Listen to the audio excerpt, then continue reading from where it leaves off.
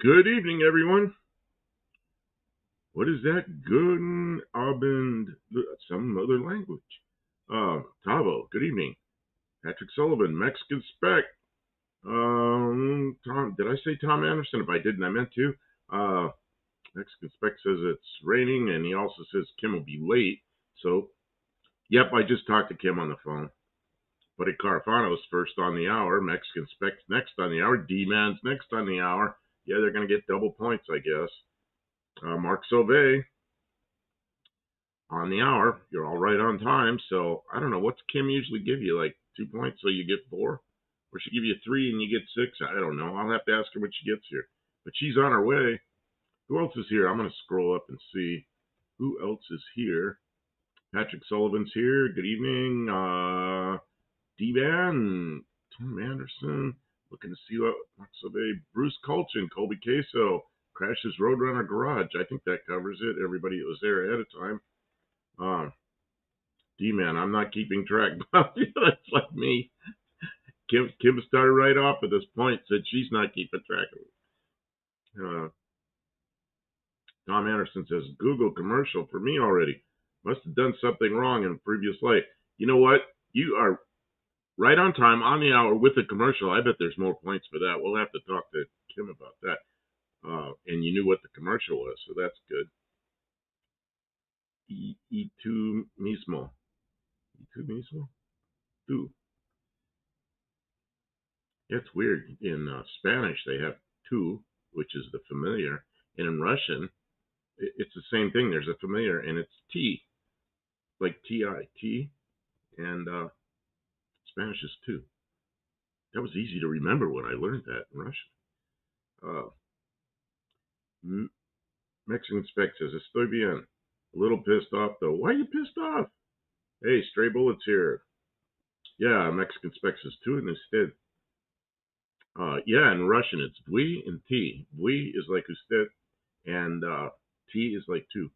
Um, D-Man, I seen you got the antenna on the carb up. Yep, I sure do. And y'all, I've got to put. I was gonna build a console and everything, but we're running out of time for that. The car's ready to go. It doesn't need a console. I'm just gonna put the CB radio in there and hook power to it from power that's already in there. Put a fuse on it and go. When I get back, I can build the console and put the breakers and everything I want to do. And there's a couple other things I want to do in there, like just the way I want to arrange some. The car doesn't have any interior lights. The little gizmo that makes that work is long gone. I'd rather have it where I can turn it on and off anyway, so I'll just put a toggle switch. And yeah, so all that'll get done. Mexican Spec says I had a deal done on a '94 Beetle Edition 1. Only 50 were made. Man's father went in the hospital, so he can't buy the car. I hope his dad is good, though. Oh, man. They're pissed off and pissed on. I saw it's better to be pissed. I got that far, and I knew what the second line was going to be. Yeah.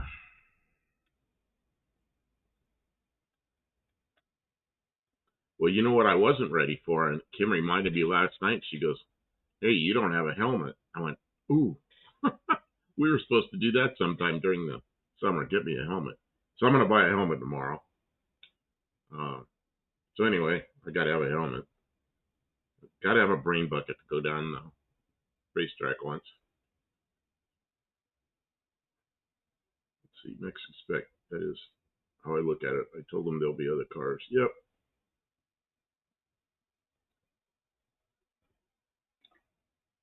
Hey, Mexican Spec. I know you saw that comment I left on that Fairmont you put up, the box top two-door Fairmont with the 302 and the manual. Man, I saw it had an air conditioning compressor on it. It's like, wow, look at that. Mean Streets here. Good evening. How you doing? Uh, yeah, I saw the air conditioning. I thought, well, that's pretty good. It's got AC. I didn't notice if it had heat though. Uh, get a neck brace too, Dell, just in case. Yeah, that car of mine, it might be going 50 miles an hour by the time I get to the end of the 8th mile. Oh man, I was in a far worse crash last year, the day after No Name Nationals. Of course, that hurt my neck.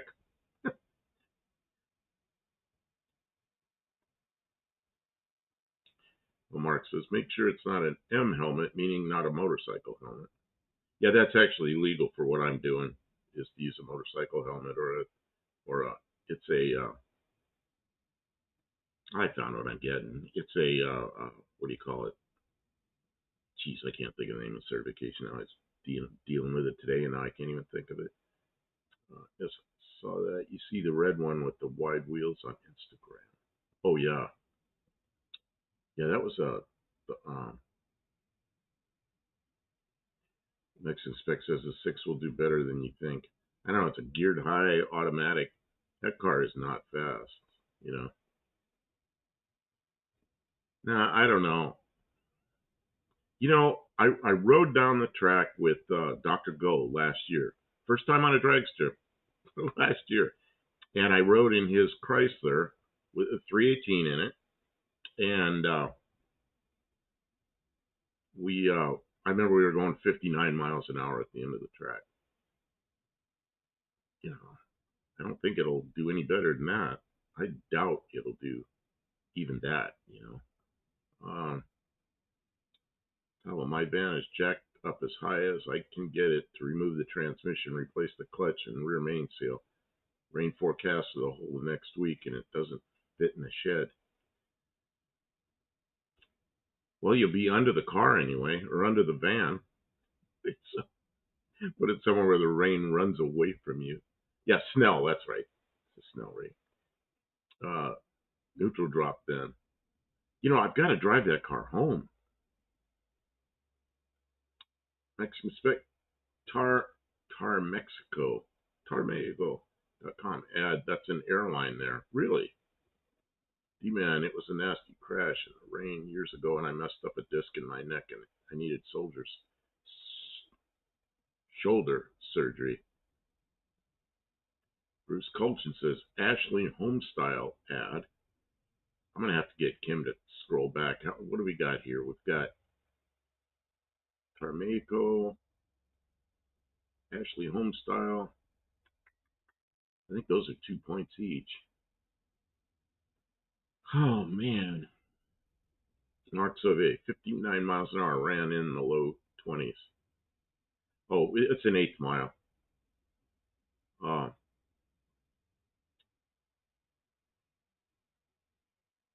It's compressed, and once in a while it messes with me. I compressed a vertebrae when I was about, I don't know, 9 years old. But I had backaches for years. But it basically got, by the time I was in sixth or seventh grade, it was fixed. It just took care of itself. But that crash last year, I got so man, my arm hurt so bad I couldn't sleep, and I finally went to his insurance wasn't going to cover anything. He should have been arrested, but the nothing happened. I couldn't get any money, so I ended up going to physical therapy, and my medical insurance paid for some of it, but I don't have pain in my arm anymore. I couldn't turn my head this way. Like I'd pull up to an intersection, I had to turn my whole body to look out the left side to see if cars were coming. But now I've got full use of my neck again, and yeah, that was a rough one. I'll be sitting on the stands for a week. Rain here is horizontal as often as Paul's Berkeley. Still not looking forward to pulling Q-Trag 6-speed on the ground. And the worst one I ever did was on a big old Pontiac. I don't know if any of you remember the old clamshell tailgate GM cars. They had the tailgates that went up into the roof. Those big, heavy things, I had a big Pontiac. It had a bad transmission. I bought a trans from a wrecking yard. And I worked on that thing at night. And I got under there, got all the bolts undone. And I had one bolt left and the pins. And I'm laying there like this with the transmission engines this way. Got the last bolt out, pulled it down, set it on my chest, and then worked it out from under the car. I had the car on 4 jack stands. And then I got the used transmission with the torque converter in it, got it up on my chest, got the bolts right where I wanted them. And I stuck it up there and got it hooked onto the two pins, I can't think of pins, put it on there. I grabbed one bolt, got it started, and ran the bolt in far enough it wouldn't come off the pins. But man, that was a heavy transmission. It was a turbo 400 BOP transmission. Tom Anderson, rain is one thing, snow is another. Oh God, that's why. That's why I left Ohio. Had enough of the snow. I just had enough of the snow. Taos says, yeah, European Ford Transit 2.4 turbo diesel, 6-speed manual. Yeah, it was turbo 400. It was a BOP turbo 400. And at least I washed it all off and cleaned it, so it was not perfect. It was dirty looking, but it wasn't all full of grease and crud. But lifting that thing up there was like, man, I just like, okay, I'm gonna do it. I really was. I just made up my mind I was gonna do it. Got that transmission up there. I really wasn't sure, and I got it up there and got it hooked up. BOP Buick Olds Pontiac. That's right. Actually, that's what I used in my Cougar was a BOP Turbo 400. But Mr. Gasket used to make a little, I think it was like 1/8 inch. Might not even been eighth. It might have been like 90 thousandths thick. Might even been a 16th inch thick plate that went up there because some of the stuff is the same, but the Chevy and the BOP are a little bit different. But it was just a plate that went out. There's an adapter, and the BOP transmission went right on there. And that was in the late 70s. And at the time, I remember a Turbo 400 Chevrolet Bolt pattern was $200, which is, a used one was $200, and a BOP was $75. So at the time, I could have been crushed. Well, I don't know. The station wagon was on 4 big old hefty stands, and I just worked the transmission up. I heard of somebody doing that one time, working a transmission up on their chest and pushing it up there, doing like a push up. It worked. And of course, I used to do that same stuff with, I didn't have a lot of money, so I had like 3-speed manuals and things like that. But by the time I had that Cougar, I'd gotten to the point where I was away from my teenage years enough that I could buy some good stuff. That's why I got that cross ram manifold and built that small black Chevy from, right from the beginning. That was trying to think of what that thing was, 30 thousandths? Might have been 60 thousandths overbore. I don't remember. The transmission worked after I installed it. It sure did. Yeah, it was a used transmission. In fact, it wasn't the best used transmission. Didn't have a crisp shift to it, although maybe none of them did. Uh, it was just a used trans. The one in my Cougar, I had somebody go through it and put a B&M kit in it, reverse valve body, all that stuff. D-Man says I had an 84 Olds Delta 88 that had a real O's 307.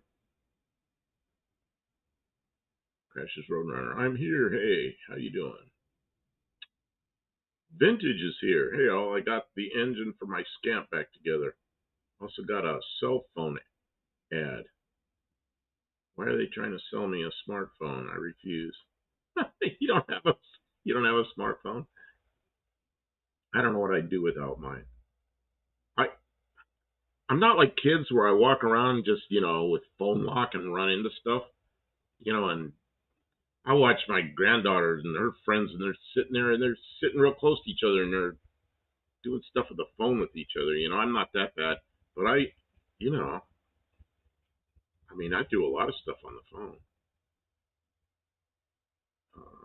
Tavo, I remember my 20s lifting a torque plate in by hand while on my back. Body says no now. Yeah, I couldn't do it now. I don't know. I don't think I could do it now. My right arm's plenty strong enough. My left arm is not. Although during that physical therapy, I just about doubled the strength of my left arm and my left hand, but it's still not as strong as the right one.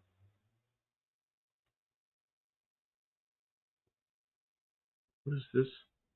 Buddy Carfano. What did he say? What did he say? Buddy Carfano, really? A Turbo 400 is a GM automatic transmission. I'm guessing you're joking. Where? What did he say? What did I miss? I'm scrolling back. What was it? A Turbo 400? Yeah. What else did he say that would make you think? Yeah, it was a turbo. It was a BOP because there's two Turbo 400s back. There's the BOP and a Chevrolet. And I don't know what the Cadillacs had. Cadillacs, what bolt pattern do they have? Is that a BOP? I don't know. I don't know what bolt pattern a Cadillac has. I've never had one. I've always wanted a 500 Cadillac just to have a 500 cubic inch engine, put it like in a Nova or something, but I just never did it. Yeah, those days are probably long behind me now. Buddy Carfano, my grandfather was pissed when he found out his Oldsmobile had a Chevy motor in it. A lot of people got upset with that, but every other company, Chrysler had the engines all the way across their line. Ford had the engines all the way across their line. And GM had all these engines, and of course they had to thin that out a bit. Vintage says, I carry a flip phone. I prefer it that way. I did that for a long time, and everybody had gone to the smartphones, and I finally did because it's just I needed it.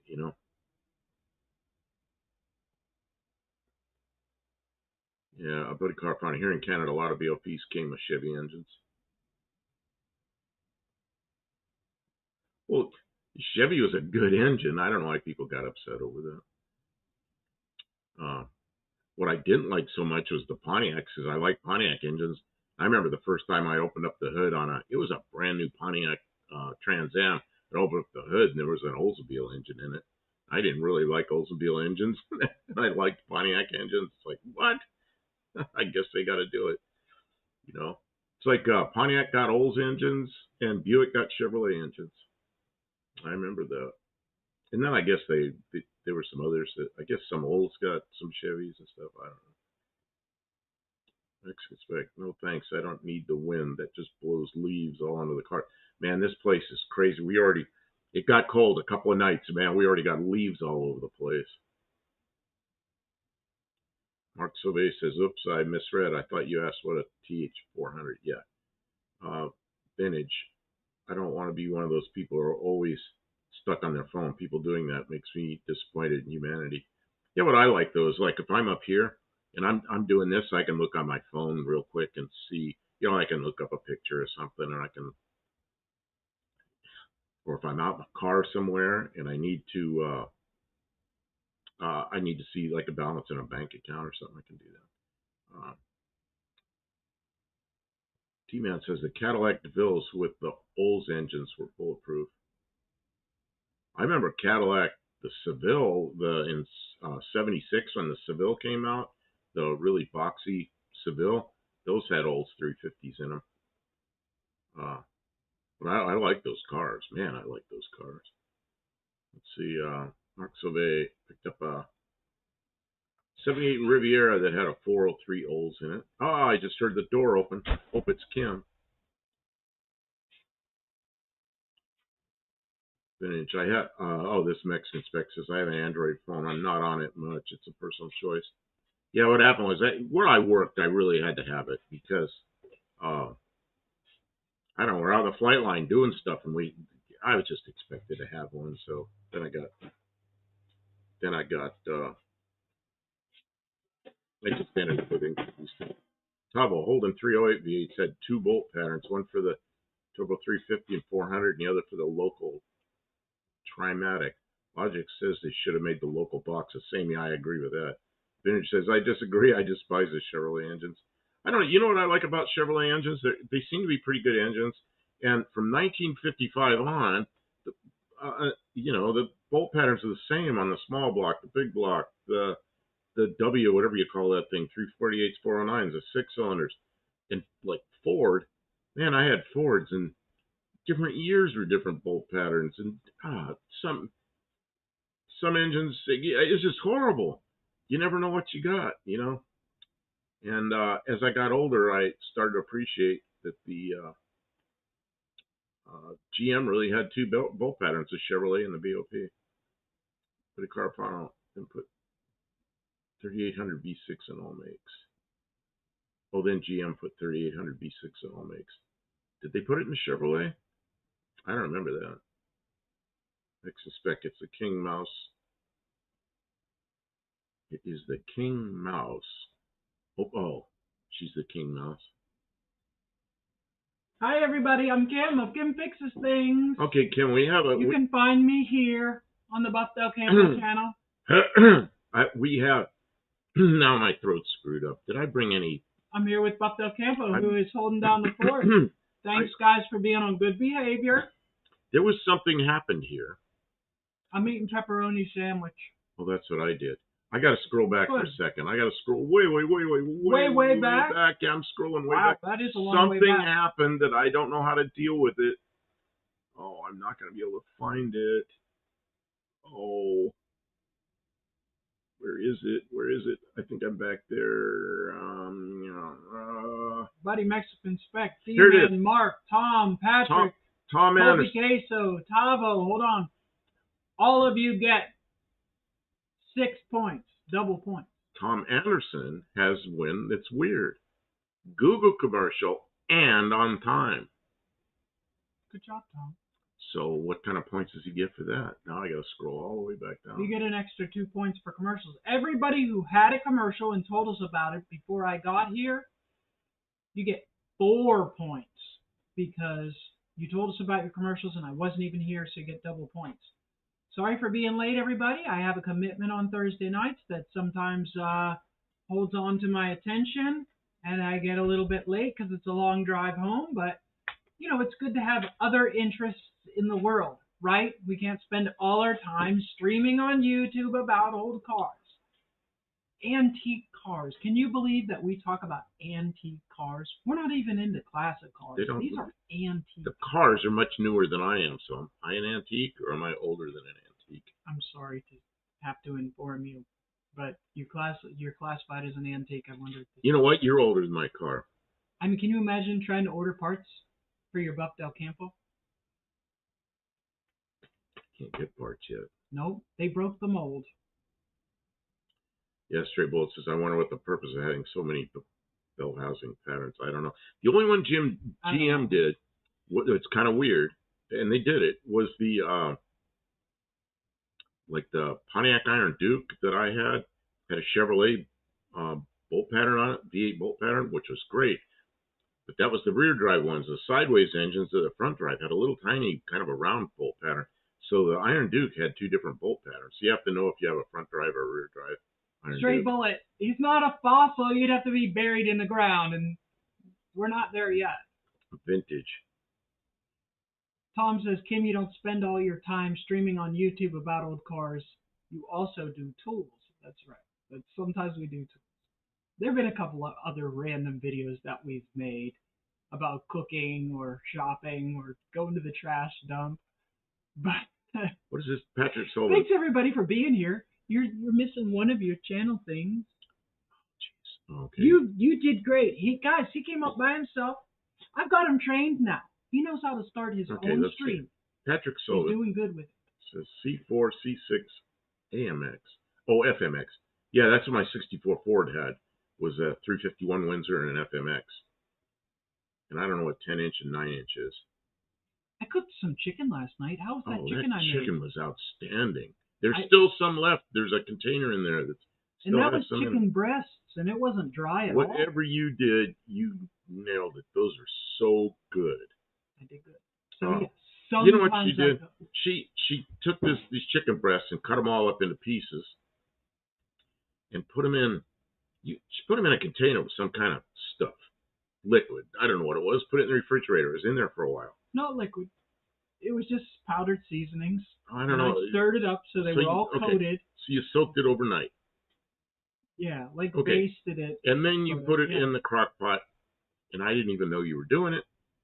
And when it came out, I put it in before we came up here to stream. And when we were done, it was. Oh man, was that good? Oh, not to stream. We were just up here doing a work session. Just up here. D-Man says, we're tinkering on this. Oh, I got the hiccups. Were we working on this? I was cleaning up after the work that I did on this. D-Man says those UDKs, that probably means iron duke 2.5s are nice. Yeah, I bought one. It's kind of funny. I've told the story many times, but I bought one. It was in 1980, and it was a brand new one. It basically new. It came out of the wrecking yard. It had 2,200 miles on it. So, it just looked like a fresh engine.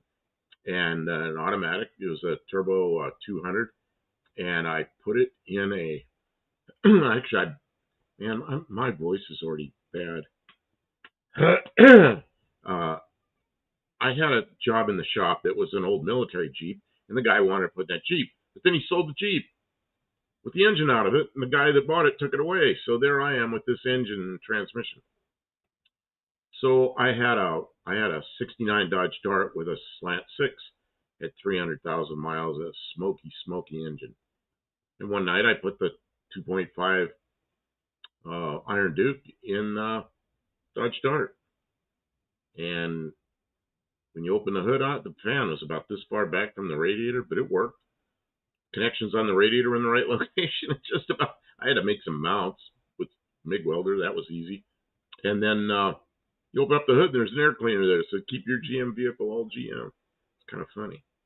And I drove it around for a while. And a friend of mine got it. We did some trading. He ended up with it, and he drove it around for years like that. And then he sold it. Wish I still had that one.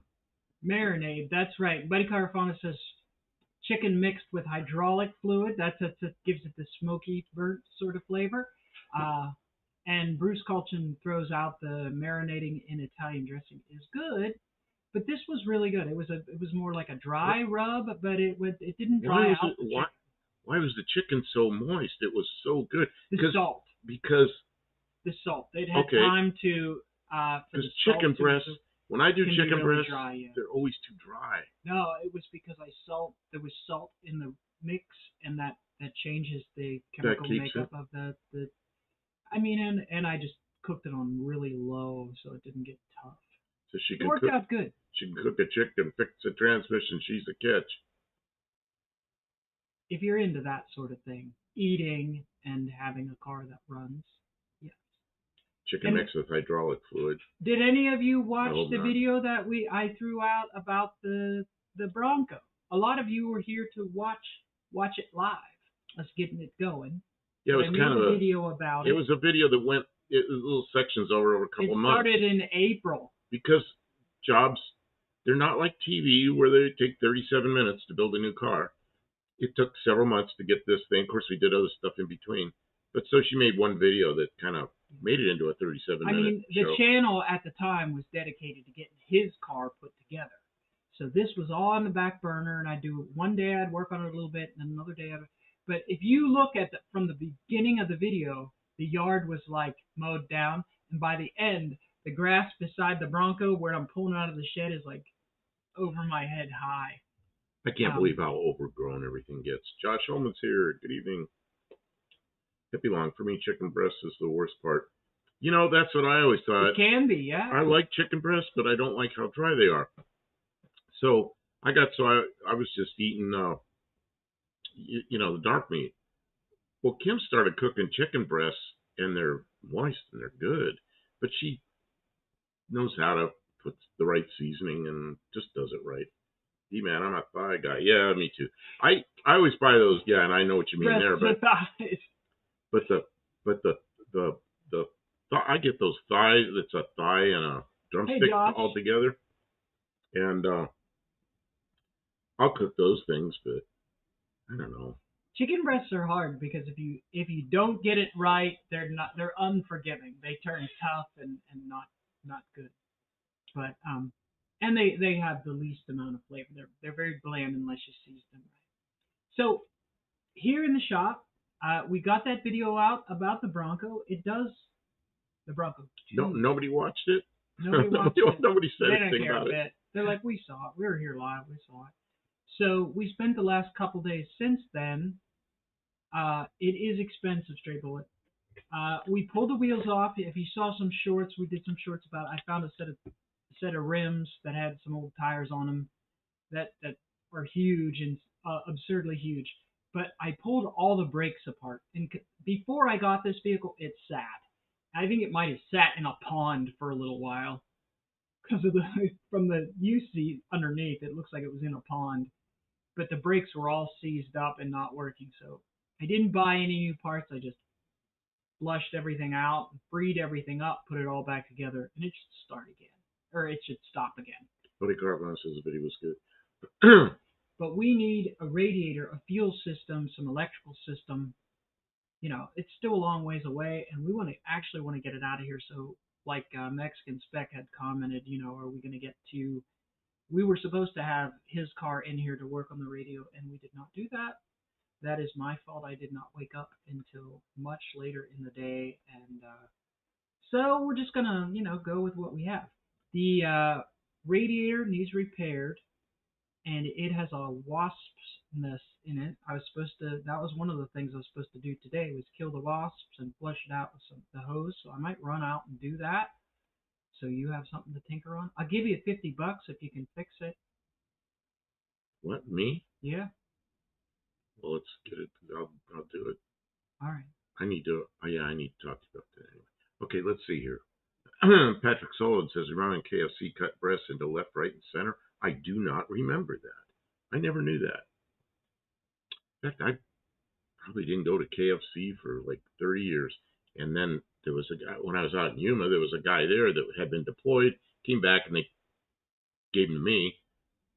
And I didn't know what to do with the guy because he just didn't fit into what we were doing, you know? So he was just kind of helping. He's a good guy. So he went, got lunch, came back, and he brought all these KFC 3-piece dinners. Man, was that good. I'd forgotten what it was like. So then I started eating KFC a lot. It's expensive and it's good, though. And that's when I started cutting. I don't know if any of you know the coleslaw from KFC. It's all little tiny cut up pieces. So now I do my coleslaw like that, cut into really tiny pieces. I like it. Heavy long white meat over dark maybe extends a life by 15 minutes statistically. I'll give up the 15 minutes. Tom Interside just did barbecuing either chicken or pork chops all summer. Beef is too expensive. This is going to go away. Beef is expensive. Lester LeSaber's here. Welcome in, Lester. He says he watched the video. Thank you, Lester. Yeah, and don't think we haven't talked about the cost of food. Man. We could go on all night. It's tough.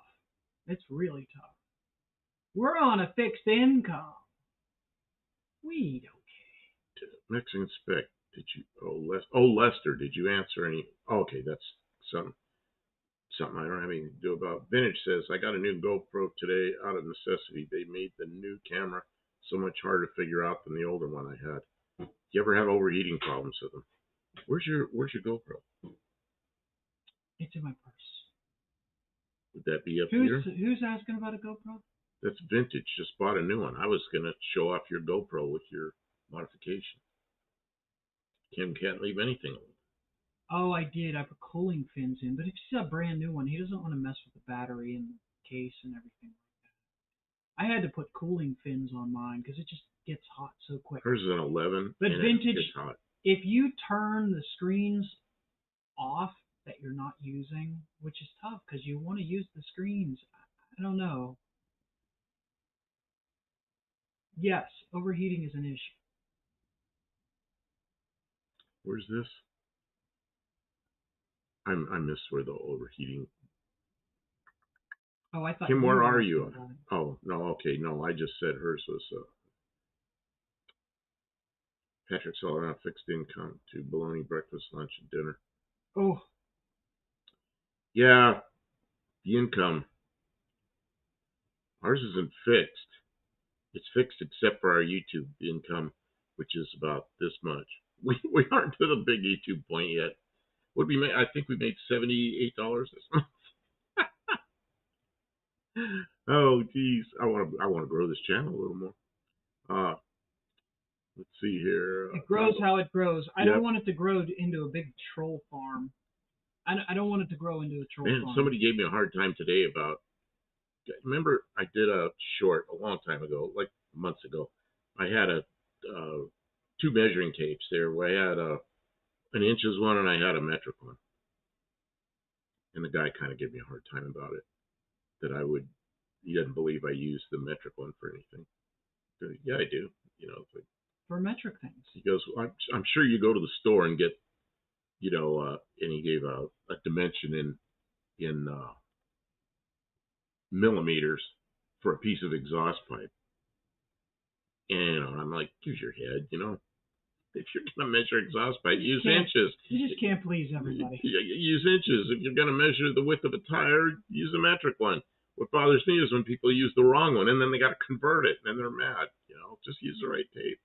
Just buy the extra tape measure. And I just don't like the ones that are on one, they're on the same tape measure, because you might not want to be always using the bottom of the tape measure. So I like having two of them. But a lot of people are talking about the radio. Tavo's talking about his AM/FM cassette radio for the youth, Underdash. Is anybody interested in that stuff? Like, I've never seen people making videos of the radios that they're installing. The only stuff that people make videos about is like the super stereo stuff. Well, Tavo had a picture. But regular everyday stuff, I never see anything about it. I don't know, maybe it was a year or so ago. Tavo had a picture of a radio, and I thought it had shortwave on it, because it looked like it had 3 bands. But he explained it was, because I asked him about it, and he explained it to me. So it was not a shortwave, in-dash shortwave radio. Because I'd love to have that. Stray Bullet says, when Scotty finally quits, you guys will pick up more subscribers. Scotty quit a couple months ago. I saw he was quitting, so I unsubscribed. He quits and quits and quits. What a quitter. Vintage says, I rarely had a radio in my cars. I barely ever had the radio on it. It's the only car I have with a radio. When I use a radio? When I travel a lot and I park somewhere, I pull into either a rest area or I pull into a travel center, and I have to sleep for a couple hours. And I turn the accessory and I turn on and I just dial around until I find an AM radio station that's out long ways away. And I just listen to it, trying to listen to the identification here where it was. That'd put me to sleep. And I don't know. That's kind of what I use the radio for. What was it? D-Man made me laugh. He said, the metric system's the tool of the devil. My car gets 40 rods to the hogshead, and that's the way I like it. Right? I need to summon some. Well, you remember we built it. Chromium. We had to build a pallet for my stepmom, so she had this thing. She wanted to set on a pallet with wheels so she could move it around the garage. So I knew about how big it had to be. I'm gonna go fight the wasps. I can't take the camera with me because it's dark. You keep the chat. Oh, you're gonna go fight the wasps? I'm going to. Okay, please run that on the second notch. Because the first notch will run the batteries out really fast. But I need lights. I've got to deal with wasps. Okay, do whatever you got to do. But when it dies, you're. Yep. Stray Bullet says, let's see. I don't know where I am. Most factory stereo systems are pretty good now. Yeah, the one in my Mazda was outstanding. It was really good. And even the AM was good. And I don't know how the AM worked so well because the antenna was about this long on top of the roof. So I don't know where the AM radio was, but it worked really well. Because I'd park somewhere and just click through the AM stations till I found something that was like distance fading in and out, and put my head back and go to sleep. And I liked that. And I had, that Mazda also had the Sirius XM, and I paid for that for a while, and then it just got so, it was so much political stuff. I just quit. I just had it deleted because I didn't want to listen to all that crap.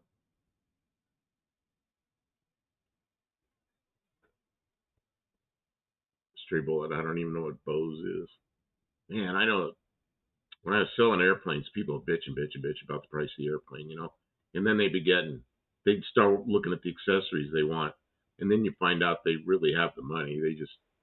They like to penny pinch, and they pick out Bose headsets. Well, the Bose headsets, for an aircraft, those are like the most expensive headsets you get. They're like $2,000, So the guy's complaining about the cost of the airplane.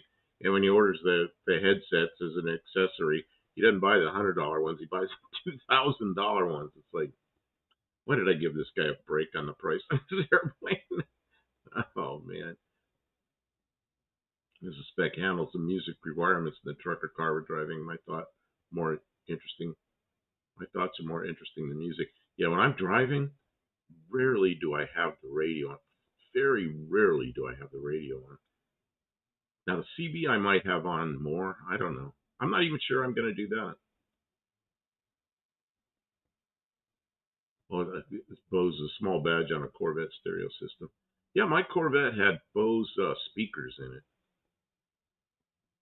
Hope Kim doesn't get stung. Yeah, me too. You know what? I know what she's gonna do. That radiator had a bunch of those big brown nasty wasps, like the one that stung me. I got stung on this finger, and it was 9 days before the swelling went down, and it hurt. So anyway, that radiator, some of those wasps went in there, and they were in there, made a nest. So I know what she's gonna do. She's gonna stick the pressure washer in there and get them out of there. It'd be long. I have old cars, so rentals are fun. Okay. Well, that's okay. Whatever you said in your sleep work.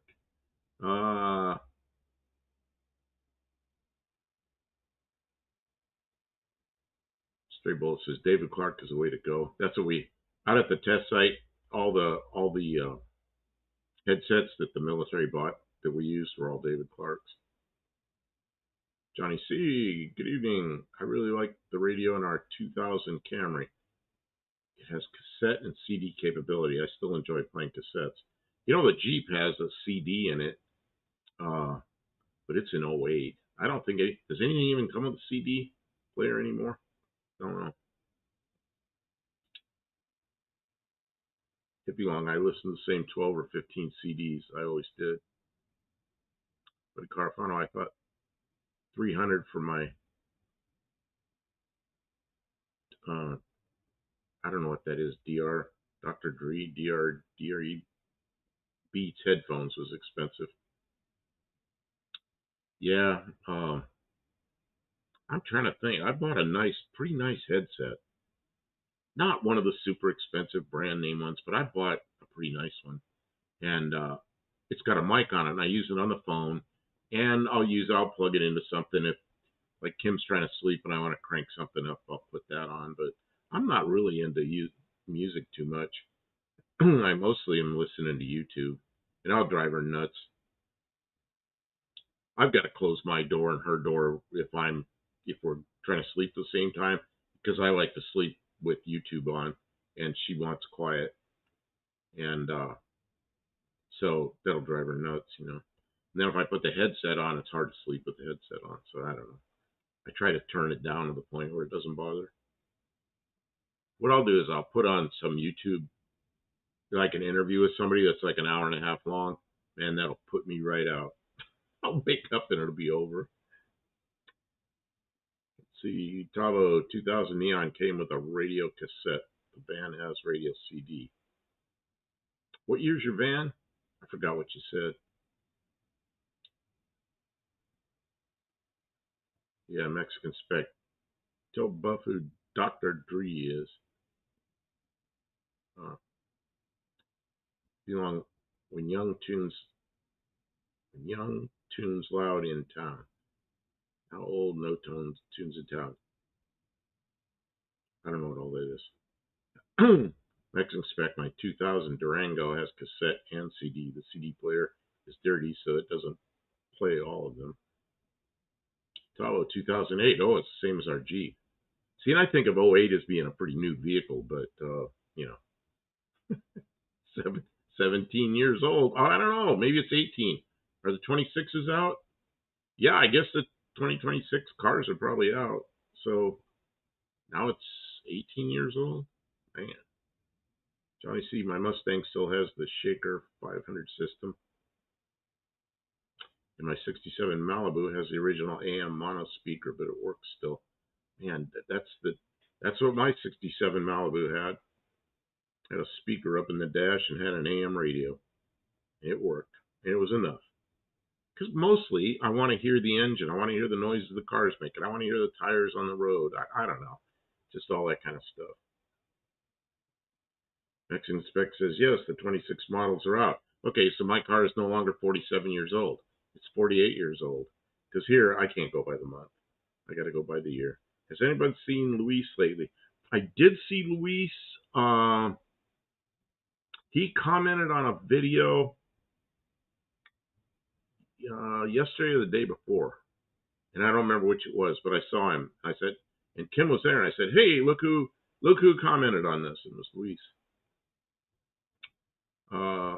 Lester, the last rental I got had auto stop start. I hated that. I had to turn off every time I started. The seats were too hard and the visibility out was terrible. I guess I'm old. Yeah. You mean start stop? You mean the engine shuts off? See, I used to see Subarus on the back and it said PZEV. I didn't know what PZEV was, and I had to look it up. It means partially zero emissions vehicle. I thought, partially? It's either zero emissions or it's not. Well, you know what PZEV means? It means when you pull up to a stoplight, the engine turns off. When you step on the gas, it restarts the engine. That's why it's partially zero emissions. I thought if it's zero emissions, why even have an exhaust pipe? Just kind of zero. If it's zero emissions, just the exhaust stays in there. I don't know. Mark Sauvé, I think the time has come where I need to try to do something to create YouTube content. My employment insurance has now run out, and my disability pension won't cover the bills. And isn't that the way it is? And you're in Canada. I thought Canada had everything really good like that. We are, we pay for insurance, which I think you pay for insurance too. Don't you pay for insurance in Canada, but you just have to have it? And it's, I don't know what the system is. A friend of mine who was in Canada, he goes, he didn't like the insurance in Canada. And he goes, yeah, Canada. He goes, well, yeah, we just have to pay for it. We're required to pay for it. So I don't know how that works. Same kind of crap here. Canadian has a different system. It's different. But it's also a system. Systems are probably... Hippie Long says, my DART radio works with 0 stations. That's how my Mercury is. It's AM FM cassette, if you can believe that. The cassette, I haven't tried sticking a cassette in it. I probably don't have one. The AM works, and it sounds terrible. The FM does not work. So I don't know. I've got another radio I'm going to put in there. Tavo says, my Ute was built with a plastic plate where you could fit a radio. Okay. Oh, blank, yeah. Yeah, I think my 66 has the block-off plate. Nobody ever cut it out for a radio. I don't know. I don't listen to the radio. Mark Sauvé says, I might have to go back to doing some Uber Eats. You're going to need these.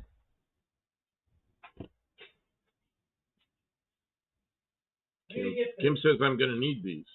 Yeah, I'm going to get the... They're asking, were you successful? Mexican Spec says, you saw what happened to that boat coming out of Venezuela. Yep. The what? The boat coming out of Venezuela. I don't know what you're talking about. It was not a huge ship. Was it smooth? Yeah, it was a couple of days ago. Pretty good sized boat, drug running boat. Oh. And our military took it out. What? Yeah. Can you scooch over this way a little bit so we can put on camera what we're doing over? No, the other way. You're in the wrong direction. Okay. You're in the this way. Well, I saw you point that way in there, and it's backwards. Okay. That's what we're gonna do. Yeah, I'm not gonna wear out my starter like that. Well, in Japan they're all like that. Well, the thing of it is the vehicles that are made like that, the starters it's a whole more elaborate system than regular. They probably have some kind of compression brake built into the cam so that it's lower compression to get it on the kickstart. And then the starter is meant for way, way many more revolutions. Mark Sauvé says, it's in the tax you pay. I wasn't working when I got sick, which also means I didn't have work insurance as well. And see, I just don't understand how I just have never been involved in that system, so I don't know. Stray Bullet I sing a lot when I'm driving. Okay. What was I singing along with yesterday? You were running something and I was going harmonizing with it. You were asking about the dog that we don't have, so I don't know. Oh, that was before. All right, so this is actually something that we're recording. You guys get to see live. Oh, Raw Dog. Campo. Raw Dog's here. I need you to use those pliers. Okay. I can't pay attention to chat and do this. I got to do this. Okay, so which side is leaking? Well, before you do that, I need you to use those pliers to rod out this port. Take a look inside there. There's a lot of crap in there. Go ahead, grab onto it and yank on it. See what you can. But they don't think any bees are going to come out of here? Nah, they're dead. Pressure washer surely got them. It's a mouse nest. It's not a mouse nest. It's a bee's nest. It sure looks like a mouse nest to me. Oh no, let me tell you, the flying stingy things can attest to the fact that it was a wasp nest. Well, okay, which side do I need to pull a tank off of? I don't know. We have to determine that. You didn't look to see which side had the leak? I thought you knew which side was leaking. I don't remember anymore. So, anyways, we're gonna have to. Well, obviously this side has to come off. No, we could probably clean it out. Here, talk to the cameras. Okay, I'm talking this camera, and this radiator. This camera right now. They're still here. This has crud in this tank, which means we got to clean those tubes out. So we may end up pulling both tanks off. I don't know. Generally, when the coolant flows that way, you pull this tank off to clean it. But that's a bigger tank, which means the bigger tanks usually the ones that swell up a little bit and break the seam. But we don't know which one it is. We may have to just pressurize it and test. Yeah, but we got to get all this crap out of here. We got to pull this one off. All right. So I may have to take both of them off. Yeah. But do you use the VA? No. Yeah, I'm on Medicare. I'm on Medicare, and I'm on Medicare says they pay 80%, and you have to. Here's the thing about Medicare is you have to pay for that. I didn't know that. I paid for it my whole life, and then I go on Medicare, and I have to pay for it. So it costs me a couple $100 a month to. This is the leaky tank. See? Okay. So it costs me a couple $100 a month to pay for Medicare, and they're supposed to pay 80%. So then I also have to have an insurance that's a private insurance company that pays the other 20%. But you know what? Medicare doesn't pay 80%, and the other insurance company doesn't pay their 20%. So you know what? It's a struggle. You've got to struggle with it. It's a big bunch of BS. Right, although it does pay enough that I'm going to keep doing it. Somebody put some like bars leak, stop leak, or something like that in this a bunch of times, so you could see it was leaking up here. And I want to pull this tank anyway. Okay, yeah, this is the one with the lost. So what did you use last time? We used one of those little pry bars. We used some pry bars. Can you get me that tool? Yeah, we'll see what we can find. Okay. So we know what we're doing now. Like that. How many rows is your radiator? This radiator is. It looks to me like a 2-inch core. In old radiators, that would be a 3-row, but I don't know. Kim, where's the flashlight? Did you bring it back? There it is. Yeah. The oh, and the trophy with the trophy.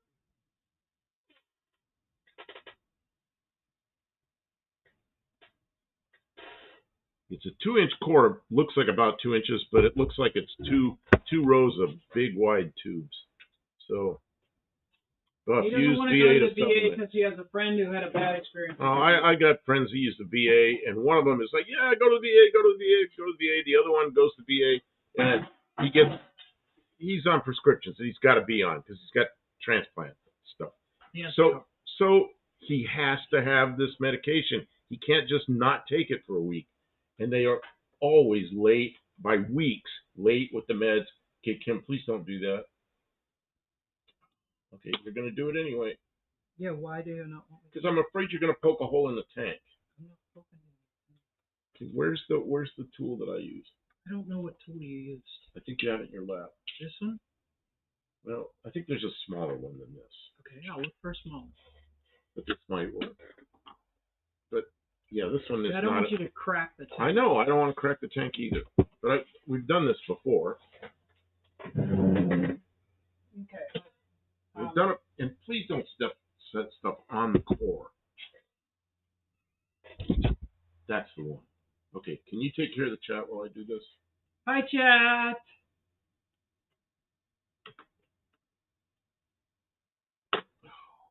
That is in a bad spot. 3 core because you're closer to the equator. Core. There's one core. It's one There's core. 2 That's or right. 3 rows. There's only one core. People say that. Oh, I got a 3-core radiator. I'm thinking 3 cores.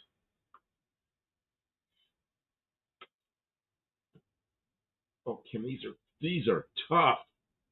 I know. I'm gonna poke a hole in the tank. Okay, I need something to spread the load on the tank, like a big old washer or something. A washer. Okay, that's reasonable. Yeah. Like a.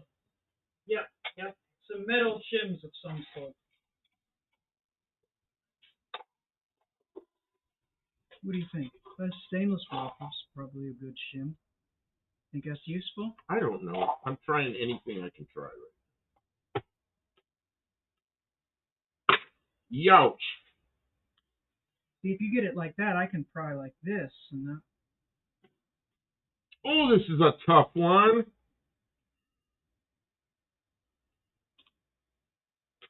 I'm getting away from you. Please don't break the tank. Try not to. I feel the same way about what you're doing. I don't like us both prying there with my fingers there. Okay, that's reasonable. Can you please stop that? Okay. Maybe you can watch the chat. Because I'm not watching it. They're engrossed by our sanity. I'm already going to get mad at this. $50 radiator repair challenge. Those plastic tanks stink. I'm with you, D-Man. Okay. Never had good luck with them. Never. He says we could fix it. Actually, he told me never try and fix them because they're garbage. Now he wants to fix it because God dang it. he doesn't want to spend $100 for a new radiator. The whole idea of this vehicle that we're working on is we're not spending money on it. Yeah. Spend $100 on. That's the thing, is $100 on brakes, $100 on the wheel cylinders, $100 on tires. It's only $100. It's only $100. Another $100. Another $100. Pretty soon, you got a new car that you paid for, and you got an old car. You can't unsolder these tanks. They are some type of resin, composite, plastic. Somebody's saying to unsolder them? Yeah. Who said to unsolder it? And they're Mexican spec. And yeah, and it's one piece aluminum and it's crimped to the plastic tank. Oh, I'm gonna get tired of this. Where'd it go? Mexican spec doesn't want us to do anything until the race. He's worried we'll get hurt. Thank you for your concern, Mexican. Wouldn't it be nice to go to the races in a cast? Yeah, don't do that. Maybe don't. Why? That arm won't get hurt. Oh, shit! I'm tired of this already. How are they put together? Here, let me show Mexican spec how it's put together. Just take a break for a second. Breathe. You're gonna dump water all over me. I am. Here comes the water. Oh, look what you've done to my desk. Is soaked. Okay. See this row? These are crimped around the side. It's aluminum crimps around a flange on a plastic tank. It's a mess. Take it.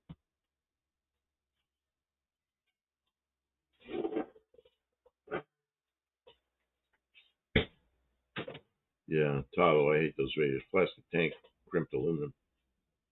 All just went wrong. Hippie Long says, go aluminum. Go aluminum? It is aluminum. See, this is where aluminum is not better than copper, but all aluminum is better than the aluminum and plastic composite setup. So I wish they were the old way of brass and copper, but nothing's the old way anymore. Wow. And we don't have any tanks we don't have any radiators that the tanks match.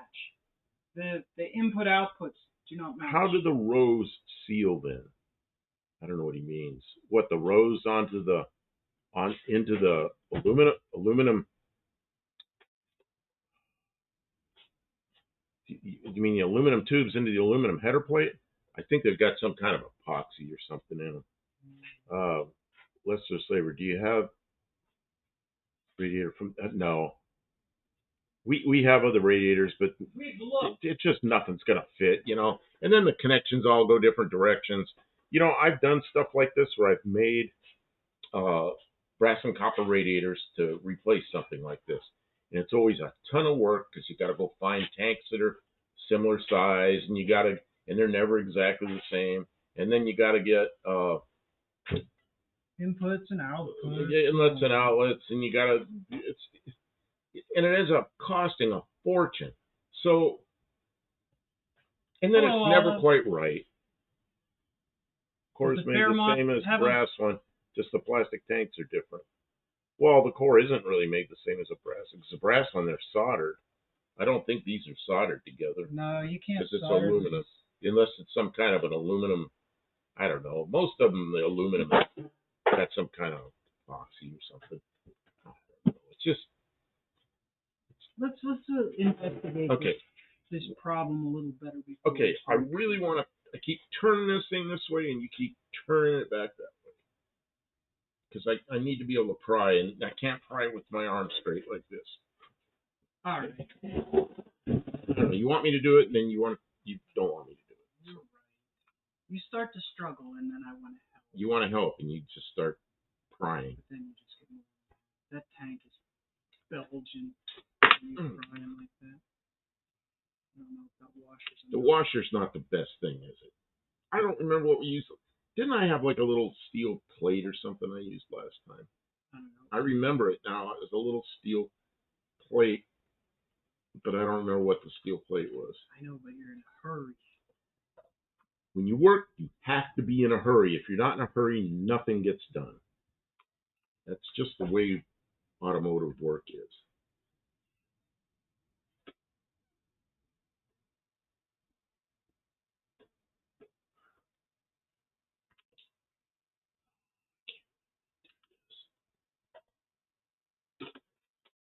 I am tired of that. That is no good. Just ends up on the floor. Somewhere I had a steel thing that went there that I was using. I don't remember what it was. Do you? It was a thing. It worked really well. It was just little piece of steel I had that worked great. And it was like get a tape measure. It was like something that I could hold. Yeah. That washer is just making me mad.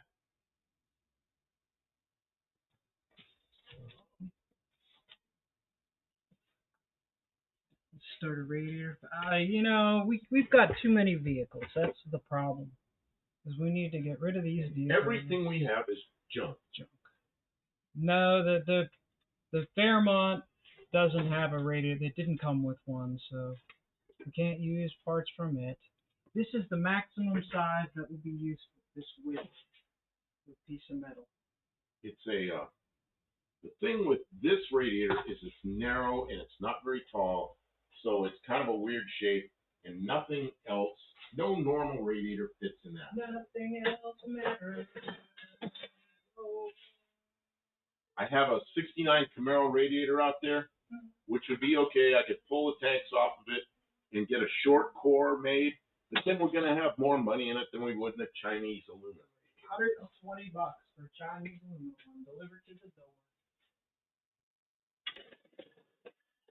Chinese.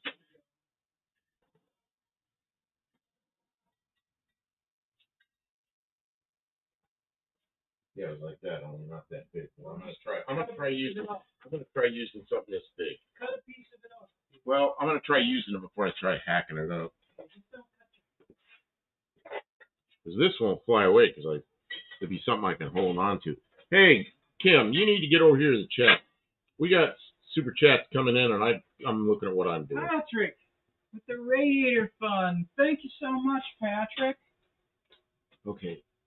I need you for two things. I need you for everything all at once.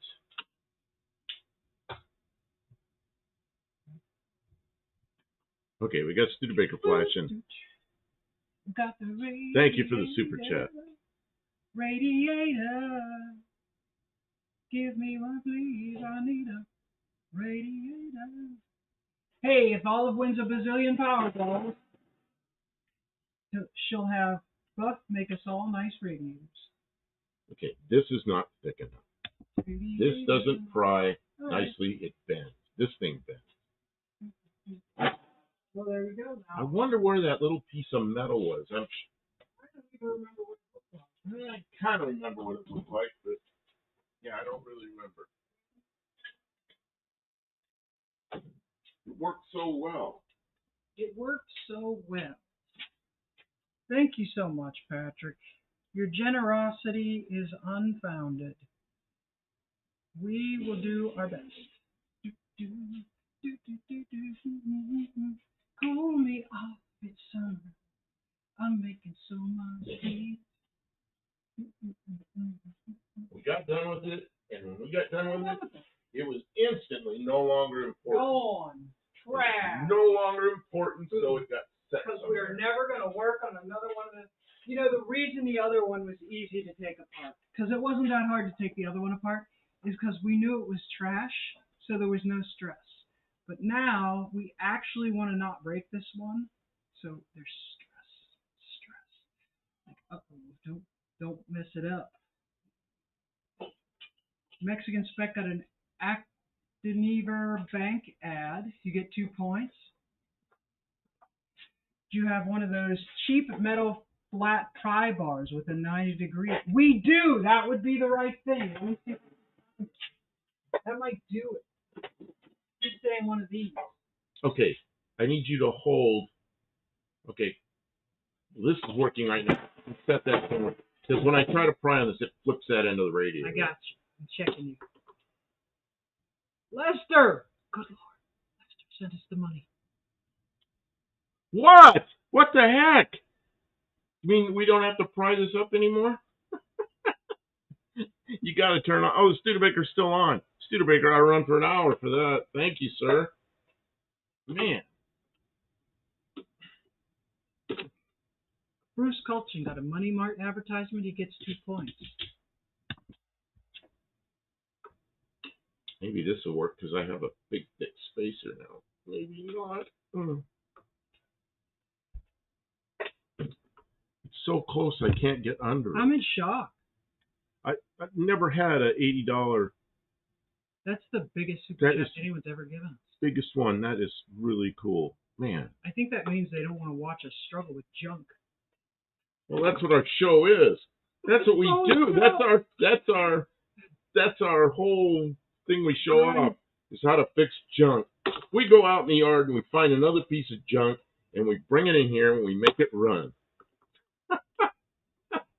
We do struggle with it. Infinity Car. Was that your advertisement? Johnny C., welcome to the stream. Mexican Spec says, save your hands. They're worried you're going to hurt your hands. Try this. This will give you better. This is too thick.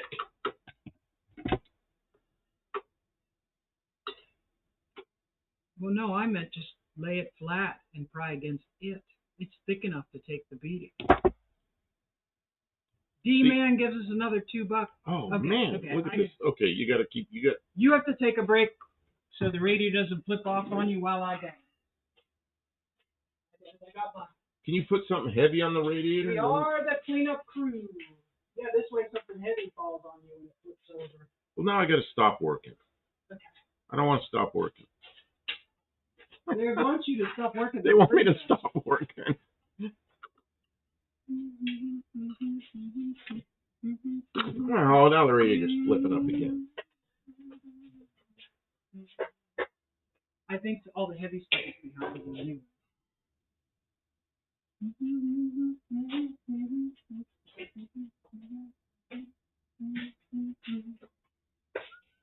Okay, there's more. There's more. What? Tavo just gave us 10 Australian. Tavo, you're on a fixed income. He's on no income, I think.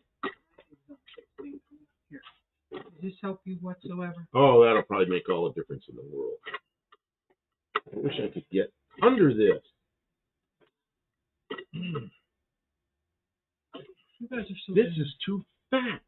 Well, what do we have that's less fat? I think if you use something less fat, what's going to happen is it's going to split. It's going to explode. Why is that one so close? Oh, I got under it.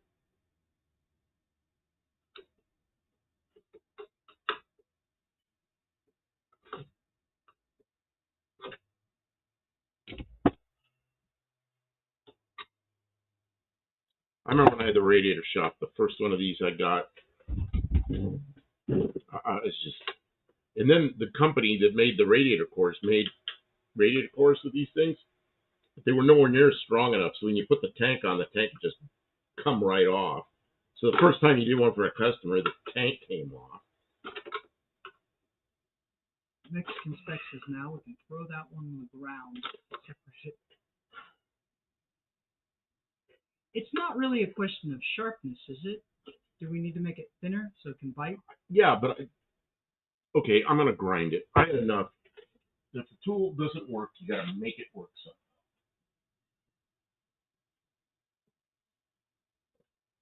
Tavo, do not be sorry.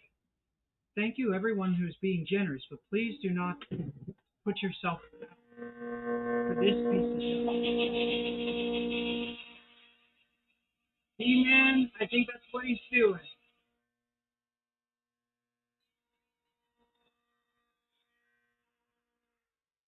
Yeah, I think once you get it like this, it can... I don't like these crimps. Look like they're...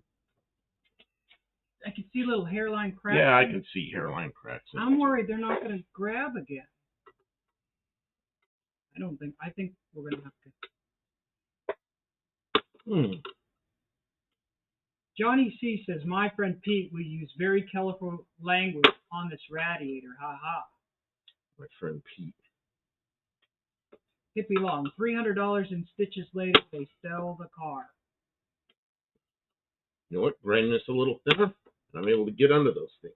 Lester LeSabre says to dance on the junk radiator. We got to find out.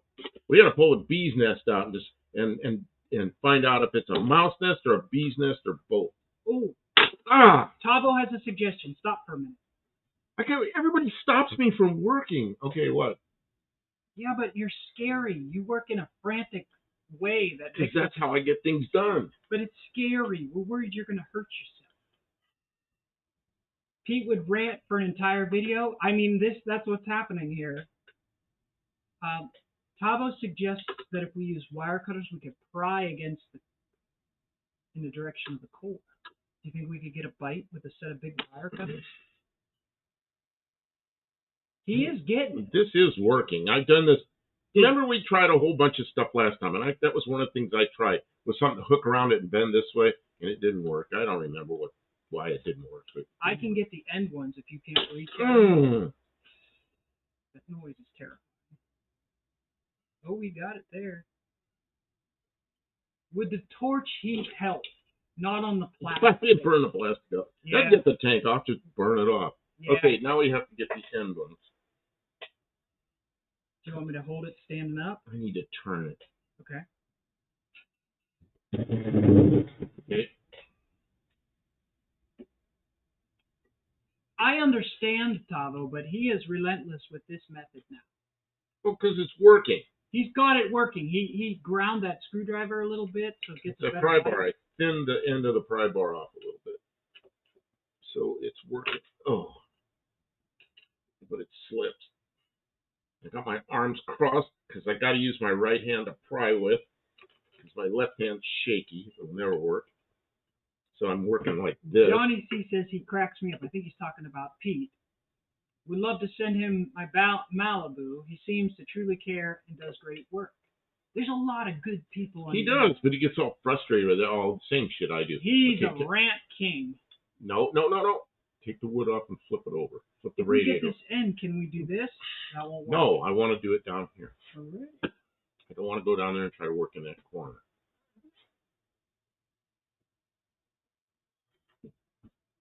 Okay, so this is going to be fun. There's all this crap in the way. Let me get it from the side.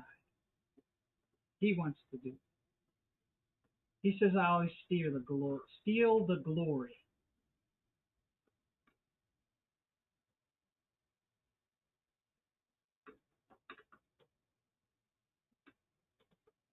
Hippie Long says one day there will be a Buff outtake video.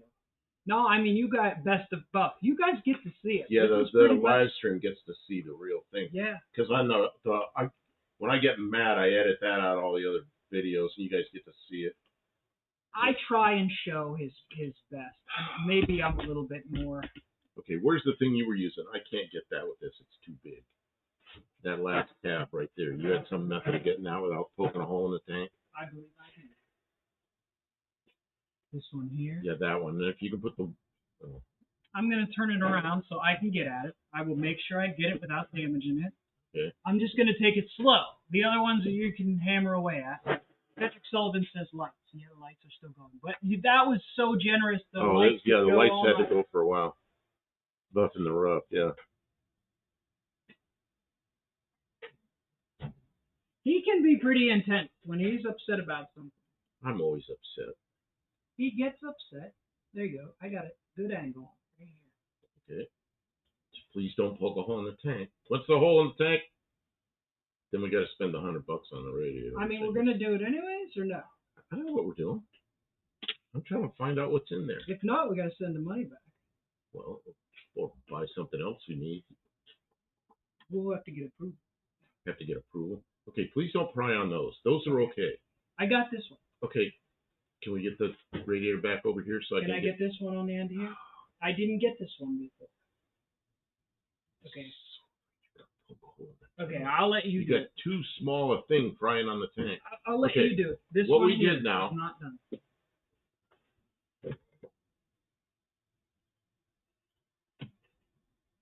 Radiator's flipping over. I got it. Can't. Okay, now we've got to flip the radiator over so I can get the tabs on the other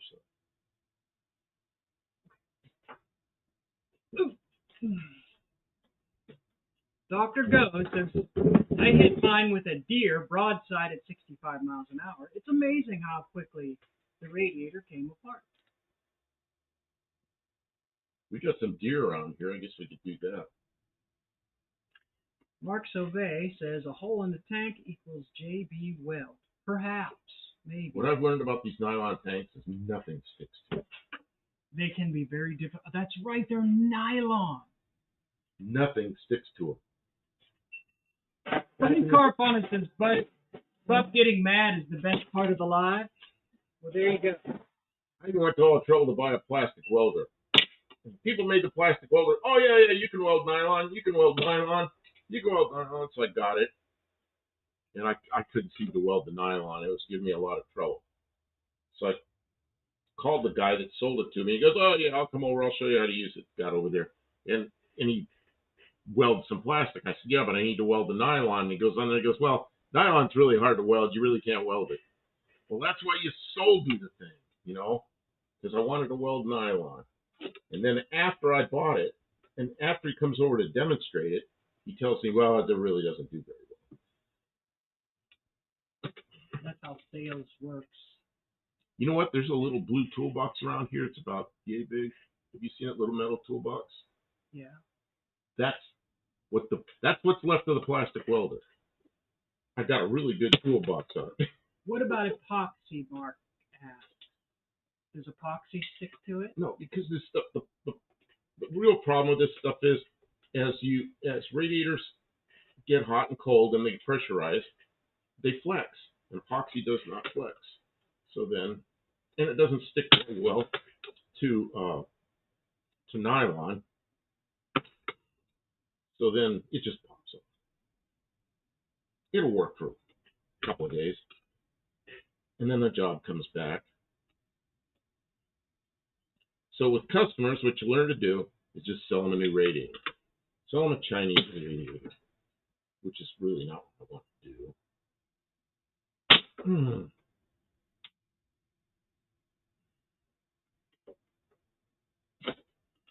Buddy Carfano says he had a water pump toss a fan through a radiator. That would be bad. I fixed a lot of radiators like that. Oh, look at these things. They got some kind of worms coming out of it. Yeesh. Those are the larvae of the wasps that were in there. Dr. Go forbids injuries before no-name nationals. We can't get hurt. Take it easy. I said I can go down the racetrack with a cast on.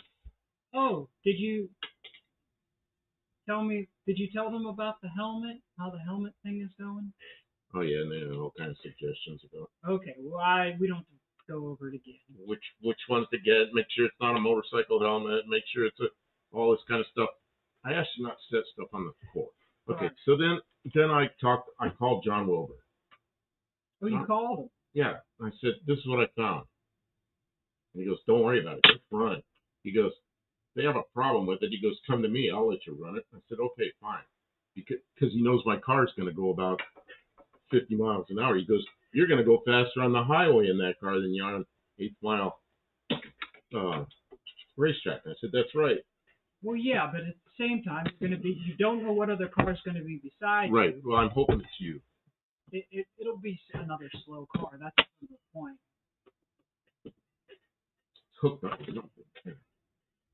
Oh, there's the bee's nest. Let me show the camera. That's who we had to kill and flush out. Oh, stink. Yeah. Well, it was outside getting gunk in it. Oh, there's all these larvae coming up out of the tubes. What? There's larvae coming up out of the tubes. I'm watching them come out and go back in. Ooh. We're going to have to flush them out. Okay, this gasket, we need to save this gasket and clean it up. All right. I don't know where I'm going to hang it right now. I don't want it on my desk. It's filthy. Maybe you can, I don't know what you're going to do. I had to take it over to the house and pressure wash it back out again. Can you hand me that green cleaner? And then I'm looking around for stuff that's easier within reach, like paper towels and stuff. Mike says they're Prestone worms. Are they green or are they orange? They're kind of white. They're white looking. They're really light gray or white or something. Oh, Prestone. You know what Prestone is? Isn't that antifreeze? It's antifreeze. He says they're Prestone worms. I'm going to go flush the worms out. Do you want me to pressure wash this? Do you know where the paper towels are? They're usually here. I think we've used a lot of the paper towels. Oh, that's disgusting.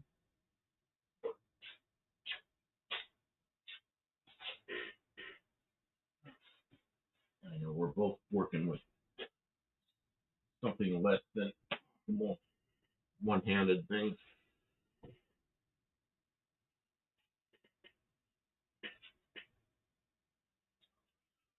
I need some radiator rods. I don't have any to rod that out.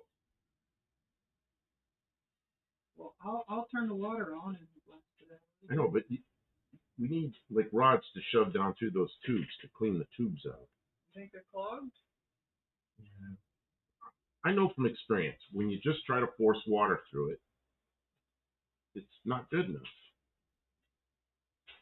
Especially when you see stuff crawling out of it. But I don't know. Like there's things like this in there. Maybe the water will take it out. I don't know.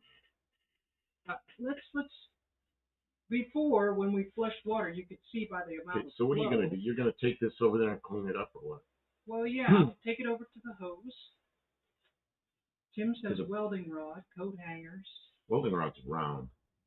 I mean, it just radiator rods work. Radiator rods are like spring steel. They're really, really thin and they're flat. They go down through the tubes. We're not having it isn't cooling enough problem. We're having we can't keep water in it problem. So, yeah, the water falls out of it. And we have money to replace it. So let's see if we can get it to work as it is. You want me to wash that out too? Oh, God. Yeah, I don't want to keep it in there. Okay, you enjoy chat for a little bit. Take a break. Job well done. I'll carry it over there and flush it out. All right, and we probably end up pulling the other tank too. And I'm not taking the camera because it's dark. Yeah, it's dark and it's see what we Okay. And if you're going to be over there washing, can. can you take like the cleanest big wire, yellow wire brush we have? Yeah. Do what with it? Without destroying the shape of these tubes and everything, just knock the shit off the wire brush. And then run the wire brush down in this groove really well.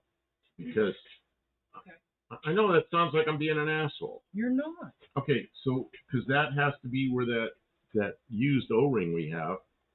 I'm going to put something on that O-ring before we put it back together and then seal it back down. But if there's crud in there, there'll be like crud underneath the O-ring. That won't work. You know what I mean? We'll go ahead and spray some soap on there so it has a minute Okay. to heat. Yep, I can do that. I've got this brush. What's the other brush? Seems like a toilet brush. Oh, I know the one you mean. It's not too. It's the one that's like a pots and pans scrubber brush. Yeah. Oh. It's a, Where's the brush? Where's that box full of brushes? Here it is. We got some brushes. Brushes. These are not too tough. Got the brush. Oh, there are wasps in there. They're dead. They're dead wasps. I sprayed poison in there, and then I washed it out so we wouldn't poison ourselves. Okay. So, Tonight, I'm washing it now. This was supposed to happen today. We're behind schedule. We got to work. Sawzall. That would have opened it, with the unfortunate side effect of opening it with the Sawzall. in case it doesn't go back together. Never. Can't saw it back together. That's a permanent situation right there. I'll be back in a few minutes. Try and breathe. Everything's fine. Try to breathe. Everything's fine, she says. Yeah. What was I doing? What are these?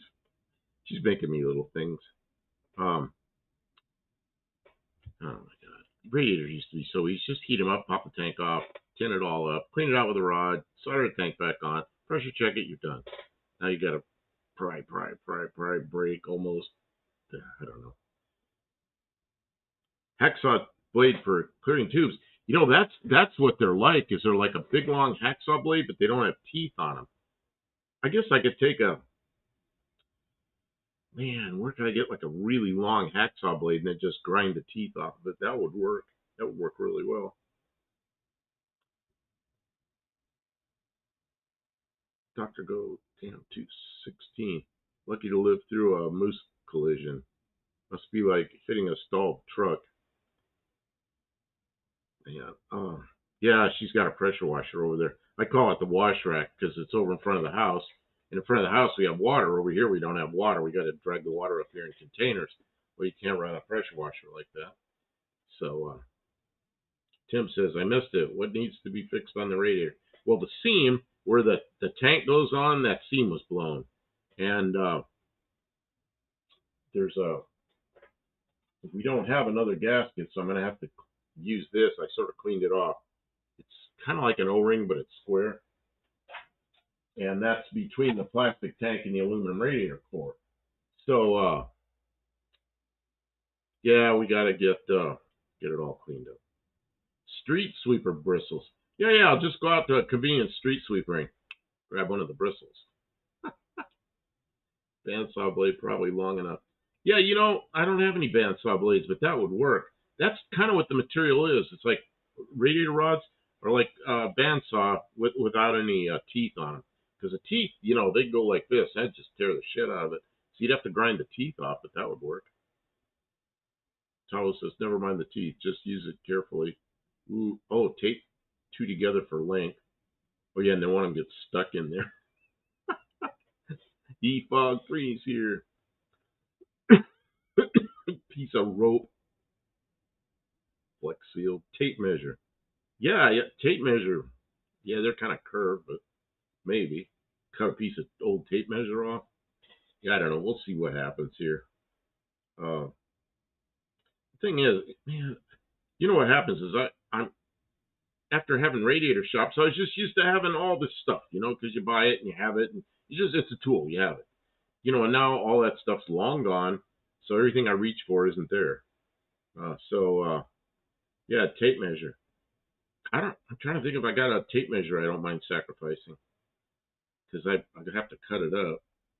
I'm sure I got a bad tape measure around somewhere. They bought those street sweeper bristles. They'd shed them in cities sometimes. You could make springs, lock picks, all. That's pretty cool. Uh, Big zip tie, too thick. These are really thin, like a hacksaw blade. Hacksaw blade would work without the teeth, you know. Uh, or a bandsaw blade, man, that'd be perfect. I don't have a band. Oh, Kim has a bandsaw. Go, go take the blade off her bandsaw, cut it, and shave all the teeth off. She'd be real happy with that. Cut that metric tape measure. See, I like my metric tape measure. I bought that special, so I have it. So I don't have to convert stuff. If something's metric, I just measure it. You know how nice it is just put that across the surface of a tire and you know how wide the tire is. Coping saw blade. Any teeth are little. Yeah, they're really, coping saw is really narrow, isn't it? I need one that's about half inch wide, something like that.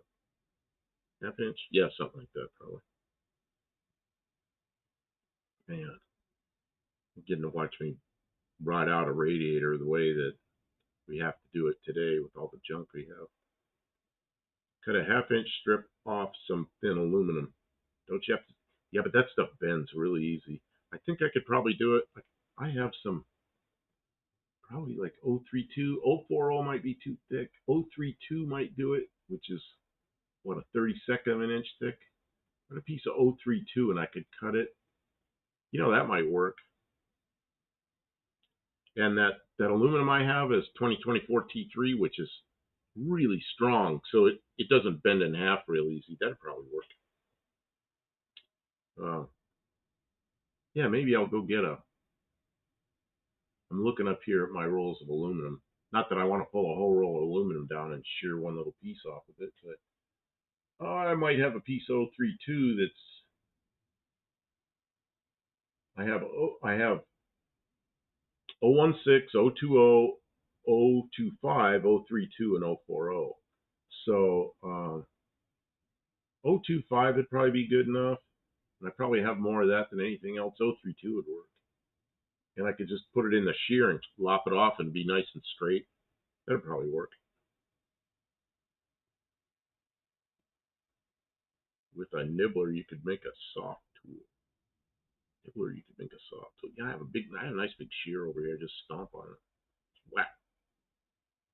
I have however long I need, I just stick in the shear and stomp on it, deburr it. That's a good idea. I didn't think about using the aluminum, and I have plenty of. You use it to slide down inside the tubes. You run it down inside the tube and pull it out to force any of the crud that's in the tubes out of there.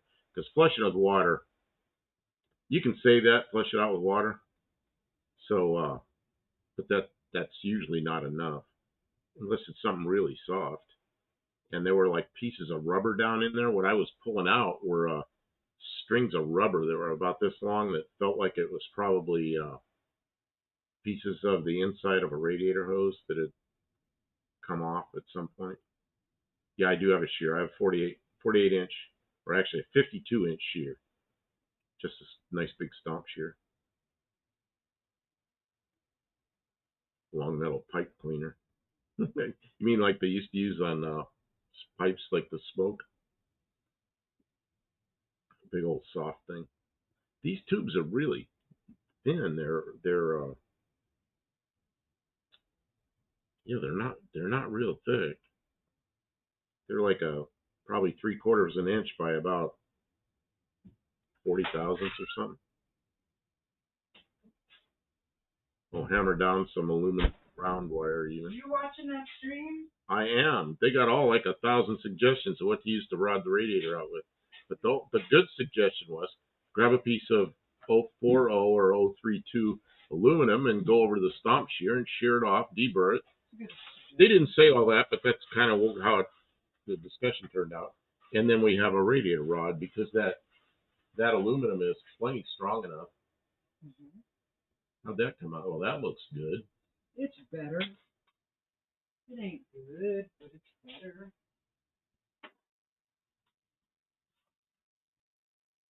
This stop leak is disgusting. Yeah, because see, stop leak where a tube goes into a header plate, you got a header plate that's got a slot in it, tube goes in there, and when the radiator pressurizes, that tube swells up, actually tends to seal the leak.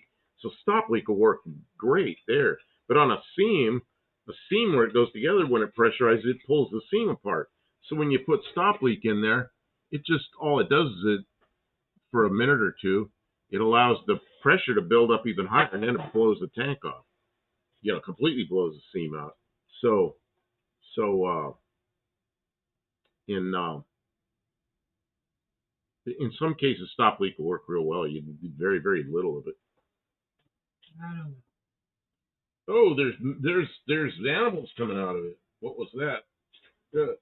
That was stuff that found me on the way back. That's what I have to brave to get back to the shop. Okay, let me see what we've got. Hippie Long says copper wire won't mar it. I don't know. When you shot water in there, did you see water coming out all the tubes, or was it? Or could you tell? Well, no, because in order to shoot water into Oh, it, you it's got gonna to run that way. You got to plug one I of have them. to stand it up and spray water in the top and Were run you down. able to, Water was running out. brush down in here with the wire brush, or not? Yeah. Okay. I'm soaking wet. Yep, that's how radiator I don't shops feel are. dancy. I'm soaking wet. Radiator shops always had solder all stuck over me, and I was soaking wet. Just kind of how it was all day, every day. Yeah, it's not nice. Not so nice. What I really need, I'm looking at stuff I can't reach. Oh, and the shears turned into a table. That's what happens. Of course. All right, try not to be too mean. Oh, God. And things are falling because I can't do this properly. Now stuff's be back behind there. Start. Just see if it goes No, in. I don't want. What is that? No, that's the wrong thing. Nope. Can you help me get whatever this is? Yes. There's paper on it. I gotta move it. Okay, and then the shear. Oh, how am I? Sit in front of it. It's gonna be like an hour to get that Just thing. tell me you need the shear and I will clean it up. You don't have Well, I to. want to see the material first to see if we got material to shear before we start shearing stuff. This is 020, and this is unspent. There's some material. Okay, I'm gonna get You want to get the shear cleaned off then? Just a minute. Let me measure this. Just say, Kim, would you please clear the shear? Should be over there for an hour cleaning that mess It will up. not be an hour unless you want me to take an hour. Guys, start the timer on the hour.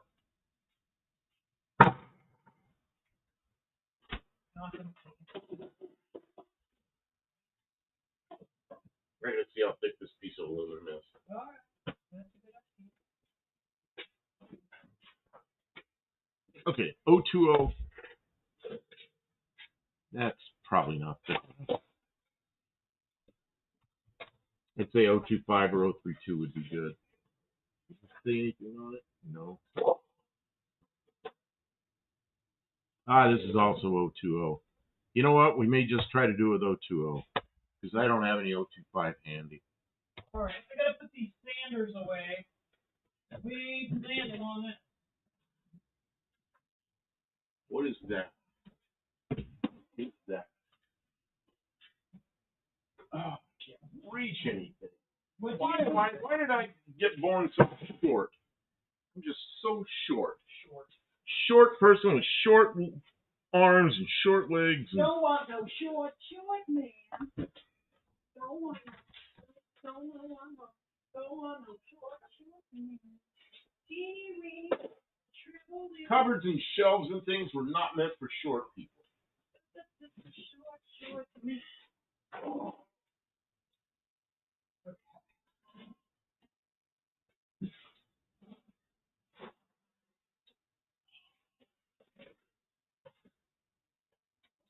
just can't do this.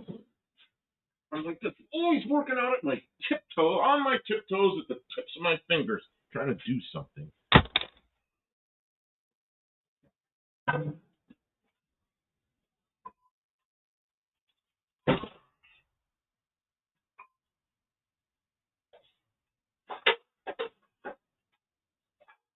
Then I always got to call Kim to bail me out. I don't know why you're so upset about it. I just try to do everything, and I always got to, before I get it done, I got to go, Kim.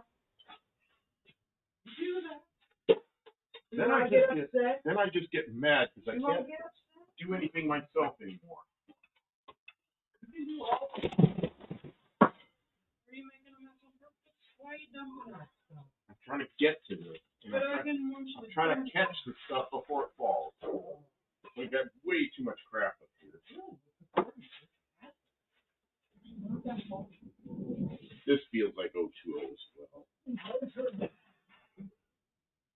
I probably got rolls and rolls and rolls of 025 and 032, and all I can find is it's 020.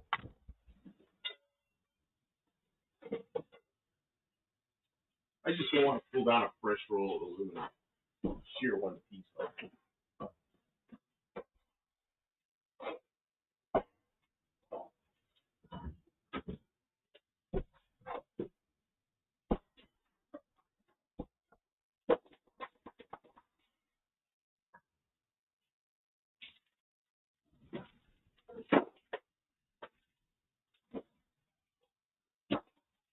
Well, I managed to again make it fall down, but I can't make it fall back.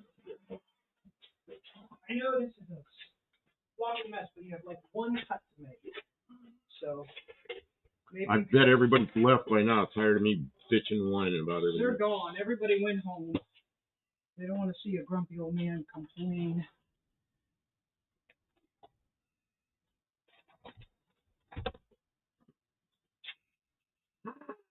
So if I need a cookie. Wet.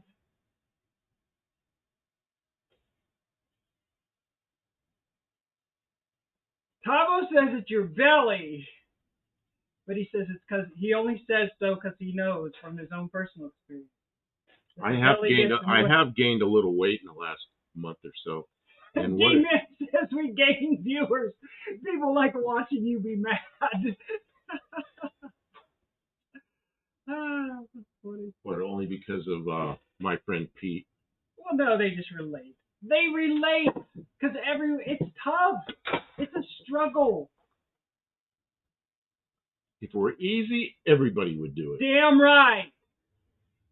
Right? They show you in a half hour they build a whole car from scratch. This is nothing. I've seen them really get upset. It's hard to be around someone when they're struggling and really unhappy.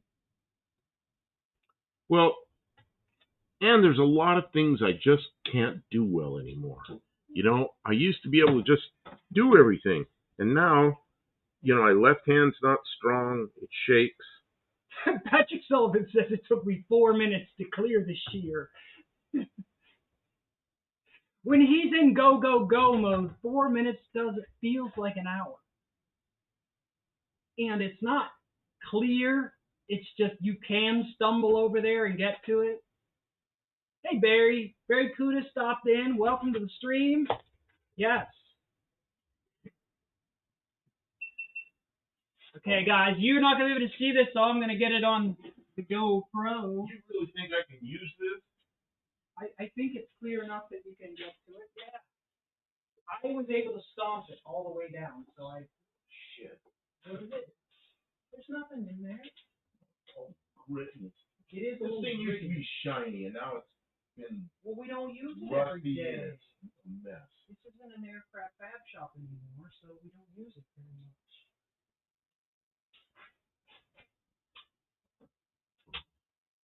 Okay, push.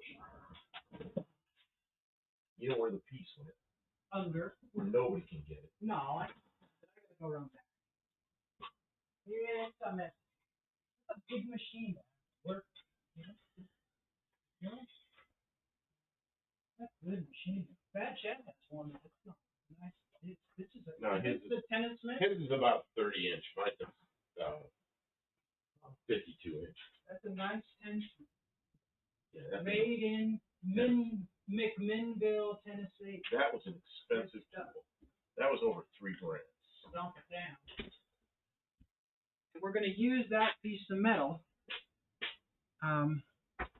to rod this radiator, hopefully. See what we can get out the other side. I don't know. Maybe we'll use the looking camera in there so we can look. But see, the cooler is going to be in the way, so you're not going to be able to see real good down in there. In this spooky hole of doom. My 20-minute project takes all day now. My problem is I don't got all day. I got a couple of hours and I'm exhausted. So, anyways, okay. Do you have anything you want to say about what's going on with the camera, or should I pause? He gets to do stuff and he doesn't care about the camera. It's like, well, that's what we're here for. It's about the content, not about, the result is nice too. D-Man says I was 22 last week. I don't know what happened. Yeah, it's, I know exactly what you mean. And what's that tool you're using right there? It's a deburring tool called a Nova. NOGA is the name of the company.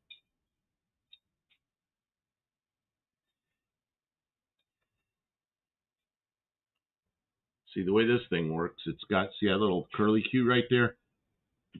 Drag this thing along the edge, and it just like puts a,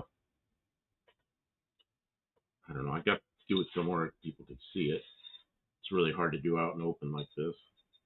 I think I get the idea. But it puts a nice little radius on both sides of the piece of sheet metal so you don't have a sharp edge.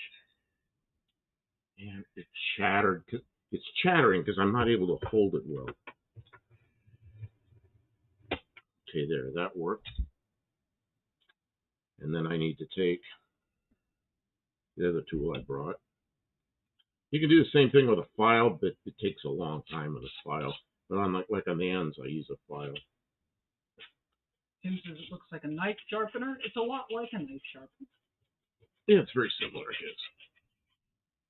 Man, I'd like to have one of those two-wheel knife sharpeners, and I was looking for one. I don't see them anywhere anymore. They're all these fancy things that are like some Chinese gizmo stuff. I just want the old-fashioned knife sharpener. I can't find one anywhere. You know, when you stick the knife in and you just roll like that, and it's got a couple of stones. I just can't find them. But they got all this fancy shit, you know. Take one look at it, you know it's not going to work. It might work once. Mark asks, does the end need to be rounded as well? I don't think. For rodding, you kind of want square corners, don't you? Well, you know what? He's actually right. The ones that you buy are slightly, they got a little taper on them. But what I did was I just deburred the ends, rounded the end a little bit. Okay, let's see what happens here. Oh, God, I want to get it Okay. on film. So let's see if this even works. Ooh, there's something in there. Bugs. Well, I'm pushing it down into that tank. You see, and there's rusty stuff on this. I wonder if we can see on the other side. Well, my guess is we're going to have taken that tank off. It's so dark in there. You know what I'm going to get? I'm going to get the little bitty... There is rusty business in there, but it's not... I felt one... Oh, that's stopped up at the end. Oh, you know what? I'm hitting the cooler. You're hitting the tank. I bet I'm hitting the cooler. I'm hitting the cooler. Good deal. Well, you get ones that are really clogged, and you try to push the rod down through there, and it just goes about a third of the way down. It just stops because of all the rusty goo that's in there. Mm-hmm. Well, that one I could tell was clogged a little bit because when I pushed the rod in, water came out this direction. You know what I mean? As I pushed the rod down in there, it was forcing water out this way. Some of them are a little cloggy, huh? But it pushed the crud out into the tank. I got the Borscht. Yeah, that one was a little bit. The Borscht go. German. Made with cabbage. The cabbage can. Well, whoever said took a piece of aluminum sheet metal was said it right. I'm surprised he's. Who said it? I think You it get was, 2 points. I think it was Olive, but You get 2 points. Maybe the 3. the 020 works. I didn't think it would be. See, if you start getting a clog, it'll bend the rod. So the 020 I was thinking would be not good enough. Yeah, I'm gonna see if you can see, and if you can, I'll try and show you guys. But this is not the. But that's why I want to do it in the shear, because the shear does a really nice straight cut. Man, that one was full of crap. Look at this. See all that brown rust that's on there? Smooth, huh? That was gooed up down in there. Oh, there it is again. For some reason, right there, it seems to be really messy. But when they say you're gonna rot out a radiator, if somebody says they're gonna rot out a radiator, this is what they're doing. It's just used to unsolder the tank and then tin it back up and solder it on. There's none of this crimp bullshit.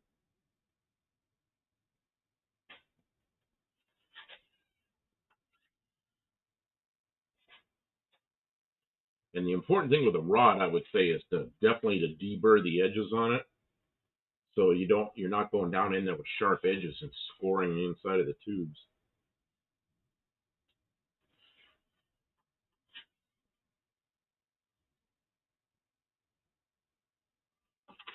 Oh, I see. Goes down a little ways, and then there's a gap. Yeah. What's that tube? What's that transcooler look like? Is it plates like that other Ford, or is it a round thing? Of course, we still don't know when we get all done with this if we're going to be able to seal that tank up. I kind of hope we can seal it up. Ooh, we just got past the cooler. About lost the rod down in there. Yeah, so somebody asked if this was 2 rows or 3 rows. It's 2 rows, but they're really wide tubes. Normally tubes are a ½ inch or 3/8 of an inch, and these look like they're an inch. These tubes look like they're an inch wide or thereabouts. And then another thing that makes difference is what the tube spacing is. Looks like about 7/16 or maybe 10 millimeter or something, which is pretty close. Because all the old cars are 9/16 centers. And almost bent that. And then the fin count makes a difference. The fin count on this is pretty wide. This is tough.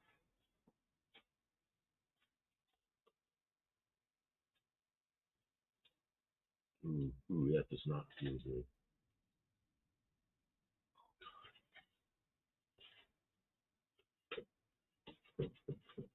Yeah, that one's jammed up. I'm not going to try any harder. I'll poke a hole in the tube.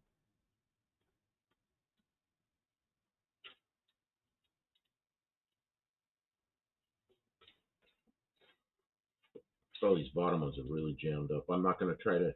Those 2 bottom tubes, they're clogged. This one is too. This one I think I got. Yeah, the 2 bottom ones I'm not going to try to do it because I'll break through the tube.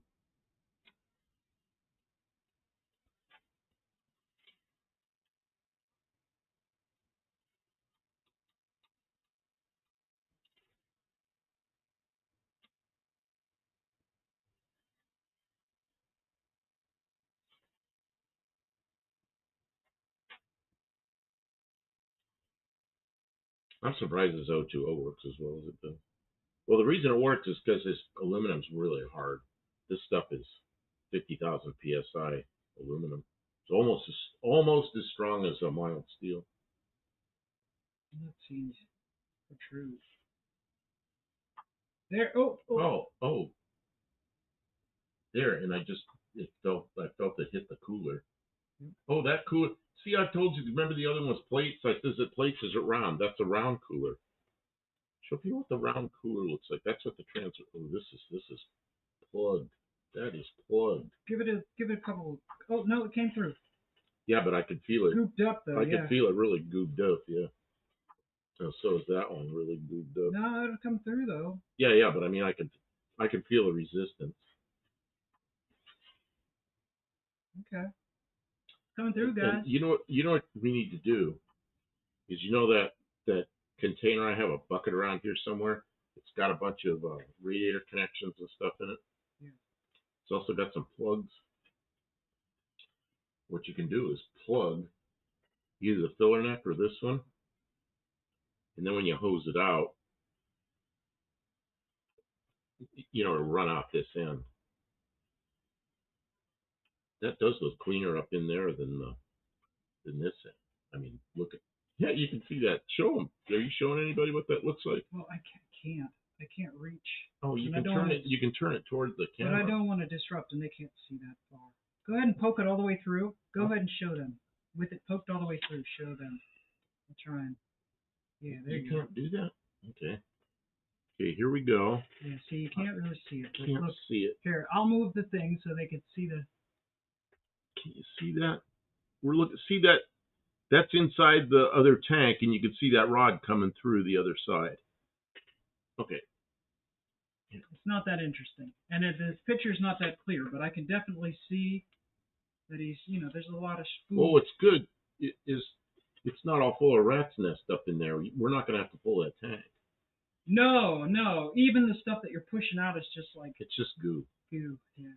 And there's not a lot of it. There's some clogs. They were probably running the engine when they put the stop leak in, and a couple of big gobs of it got stuck. And then some of the stuff I pulled out was this little hairy thing sticking out this end were pieces of rubbers, probably inside of radiator hoses that had broken loose over the years.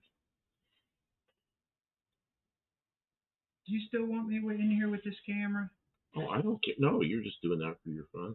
I was just doing it to see what was coming through, and I'm not seeing enough that I have a lot of concerns. Like, I feel confident this is. Oh, I can feel it. Just there's resistance. Sometimes it feels muddy, and sometimes it feels gritty. Mhm.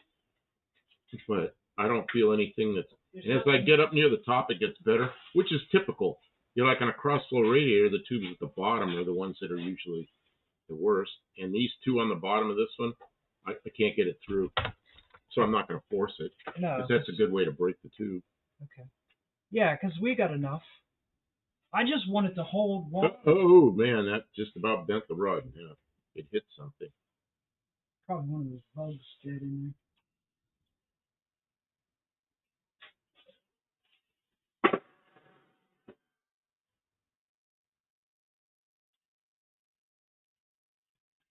Patrick Sullivan asked if anyone remembers Olestra. I remember Olestra. I can't eat that stuff. What is Olestra? It was that fry oil that made some people incredibly sick. That tube right there is clogged beyond help. Yeah. So we got you're down 3 tubes. I mean, that's not too bad. I could live with that. If we can get it to stop leaking, I can live with 3 tubes less. So we have a radiator rod now. We'll put it with our repair kit. Drill a hole in it and mark it with a black marker that it's a radiator repair. Pause. Okay, so now, guess what? Do we know where that bucket is with all those pieces and parts in it? I was just talking about a bucket. It's on the shelf. Is it a shelf that we can get to, or is it a shelf that's buried? Okay. What, you want me to flush it? We're going to need that. Now? I don't know. Are you going to go wash it, or I don't know. I thought we were going to put this back together and everything, but I don't know. Yeah, I was going to. Stop. What do I need to do? Okay, tell me. That bucket has a bunch of plugs in it, radiator plugs. Okay. So you put a radiator plug in here or in that one or the other. So when you put water in here, it'll fill the tank up instead of just running out the same tank, and then it'll wash. You just have to tip the radiator a little this way, so as you fill this up, you'll see all the water shooting out those tubes. Okay. And you said the tank's pretty darn clean. I can take that tank and clean it up a little bit more, so it's good enough to put the gasket on.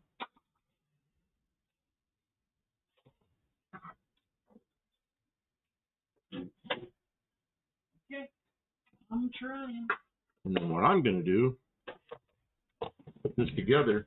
So I'm going to put some gasket cinch on this gasket, which is not really what you're supposed to do, but I think that will probably seal it up for sure.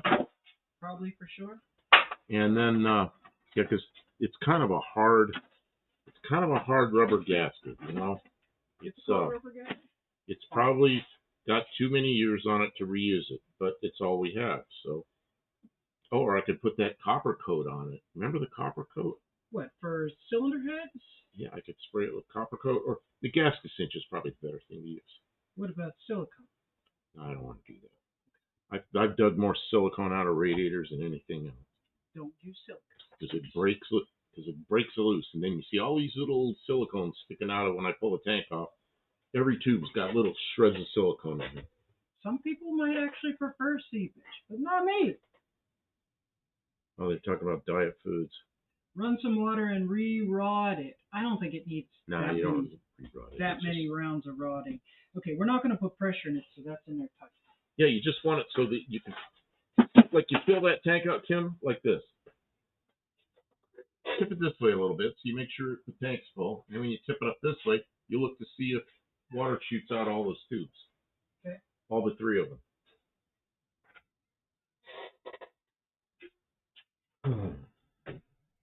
Or I could go do it, I guess. Where did the other swimming pool go? Okay, D-Man says, Buff, is there anything you can inject into those stuck tubes to free the blockage? Well, whatever it is so darn tight that the rod isn't going to take the rod. I can tell when, from years of experience, when you start jabbing at something that's stuck that badly, you put the rod through the side of the tube. Then you ruined it. So he recommends. I mean, we've got all these tubes clear. We're not driving this thing at 60 miles an hour through the desert. It's going to drive around here on the property, going 10 or 15 miles an hour. Oh, you're gonna fill it up here. Well, Chad wants to see. Good idea. And then the video and all the things. So what are we filling it like this? Like this? So yeah. Hold it. Let me. I don't think anybody's gonna see this, but. Well, I'll get it on video as well. I'm sitting right in the way of the live cam. I'll come over here. Can people still see this? Yeah, they can kind of see it. I will hold this like this. Can they kind of see it? I'm going to move the camera or something. And you fill that up, and then I'll dump it out. Try and be patient with me. I'm going to move the camera. And I'm trying not to poke a hole in the pool. So they can sort of see what's happening a little. We don't have a lot of cord on this camera.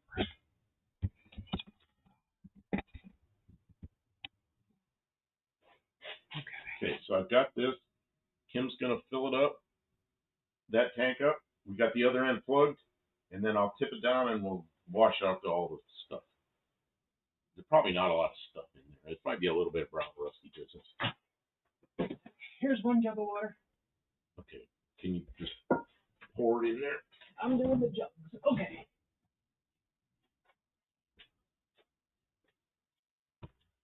Yeah, we carry our water up here in these Arizona iced tea jugs. No running water. Yeah, there's no running water. All right. You're going to try to do it one-handed because you got a camera. Instead of going back out in the night, we got some jugs of water, and we've got our swimming pool. We're going to fill this up. We got a plug in that.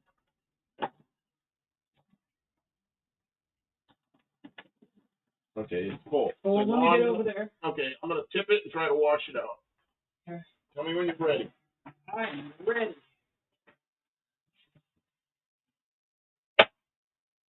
Oh, man, you see all that rusty water come out of there? Yep. Okay, You want to do it again? Let's do it again. Rinse. Oh, that was has all kinds of crud came out of those tubes. Real good. Okay. Okay, second rinse, we're going to do without the camera. I don't know if anybody could see that. It's on. Well, line. it's better than seeing out in the dark. Can't see nothing when I go out in the dark.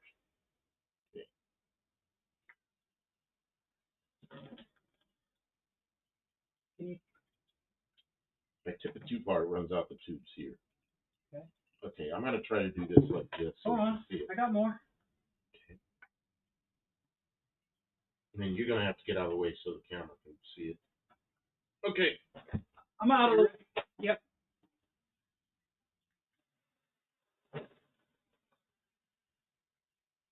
That came out pretty clean, I think. Yeah, I think it's. Of course, I got some water on the floor, but. Oh, that's how she goes. What do you think? More or good enough? No, that's good. I want to clean this groove out really well. Yeah, we're probably gonna need like a wire brush or something. Look at this. There's some kind of bug or something there. Bugs and dirt. Well, I was out in the ground. Yeah, we got to get whatever this bullshit is here. There's not much. We just pick that off, and then we'll clean that groove out real well, and then we got to dry it. Okay. Enough that I can use the gas extinguisher on it. All right, I got to get the camera back in position so you guys are normalized. Back to the stream. Regular scheduled stream. Guys, this is what we do on Tuesday nights. We're the cleanup crew. We work on stuff. Yeah, we're actually cleaning. Or on Thursday. So on Tuesday nights, Here, show pictures. we show pictures. We're civilized on Tuesday night. We chew the fat. We talk about stuff. But this is what gets the real stuff done, the real world stuff. You know, you guys know that. You can't always just talk, or else then you're just a bunch of talkers. Second wash wasn't so bad, right, Mike? The first wash was really rusty. Second wash looked pretty. Well, that was from the rotting. Yep. But I think that will flow enough to do our. This Mexican spec got. The tank, the crimp on the tank was leaking. It was leaking like this edge, and the only way to clean that is to take this apart, and it's an awful crimp. Cause see, then not everybody was here. Rust and crud and everything gets between the gasket and the head plate. So you're never gonna seal that without taking it apart and cleaning it. That's what he said. I thought maybe we could try and crimp it So I was harder. saying here, Mexican spec got another etn.com.mx bus company ad. Oh, gets 2 points. We've already got ads again. I just feel like I just canceled ads and it's been another half hour already. Well, it happens quick. Happens quickly. I'm going to try and get rid of this water. G-Man says, I learned some things. Thanks, Buff. I learned some things because mostly when I did this stuff was with solder together radiators. And it's been 40 years since I was doing rod outs like every day. Well, you can't tell people to rod out radiators and not understand what we're up against. Well, and people say, you say rod out, and they think you said rot out, and they don't understand what it is. And in the radiator shop, I'd get somebody who didn't understand. I go, here, watch. I'd knock the tank off, and I'd rod it out. And then they go, oh, okay, so you're actually putting rods down through it. Yep, that's what rod out is. You put a rod down through there, clean it out.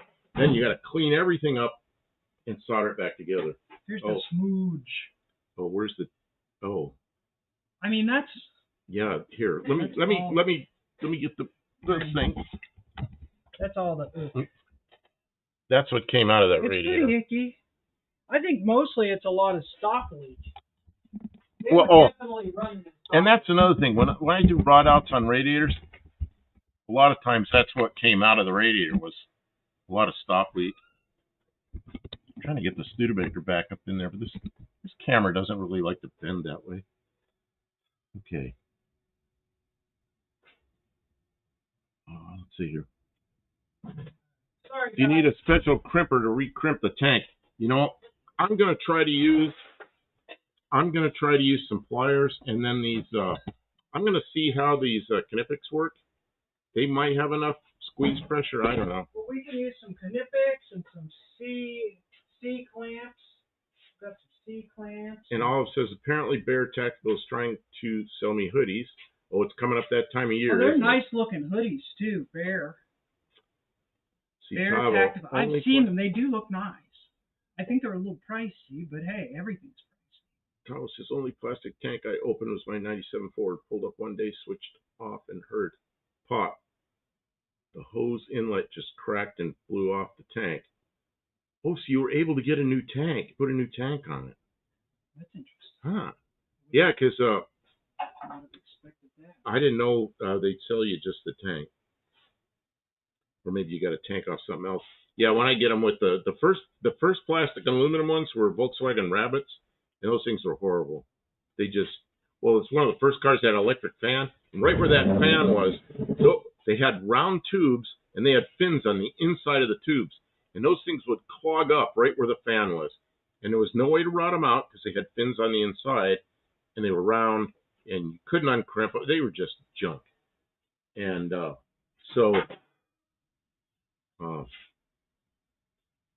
D-Man says, I've had a few plastic tanks just pop.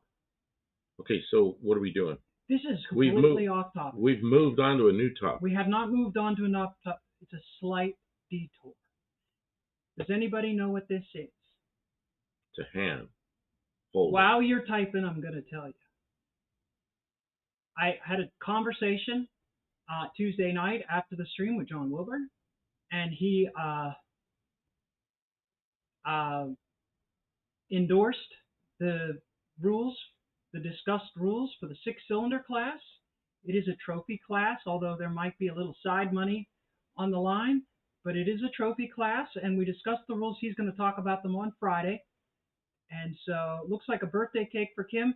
This is the prototype, the beginning of the trophy for the 2025 No Name National 6-cylinder class. It's a 6-cylinder distributor. This is actually a distributor from this Bronco.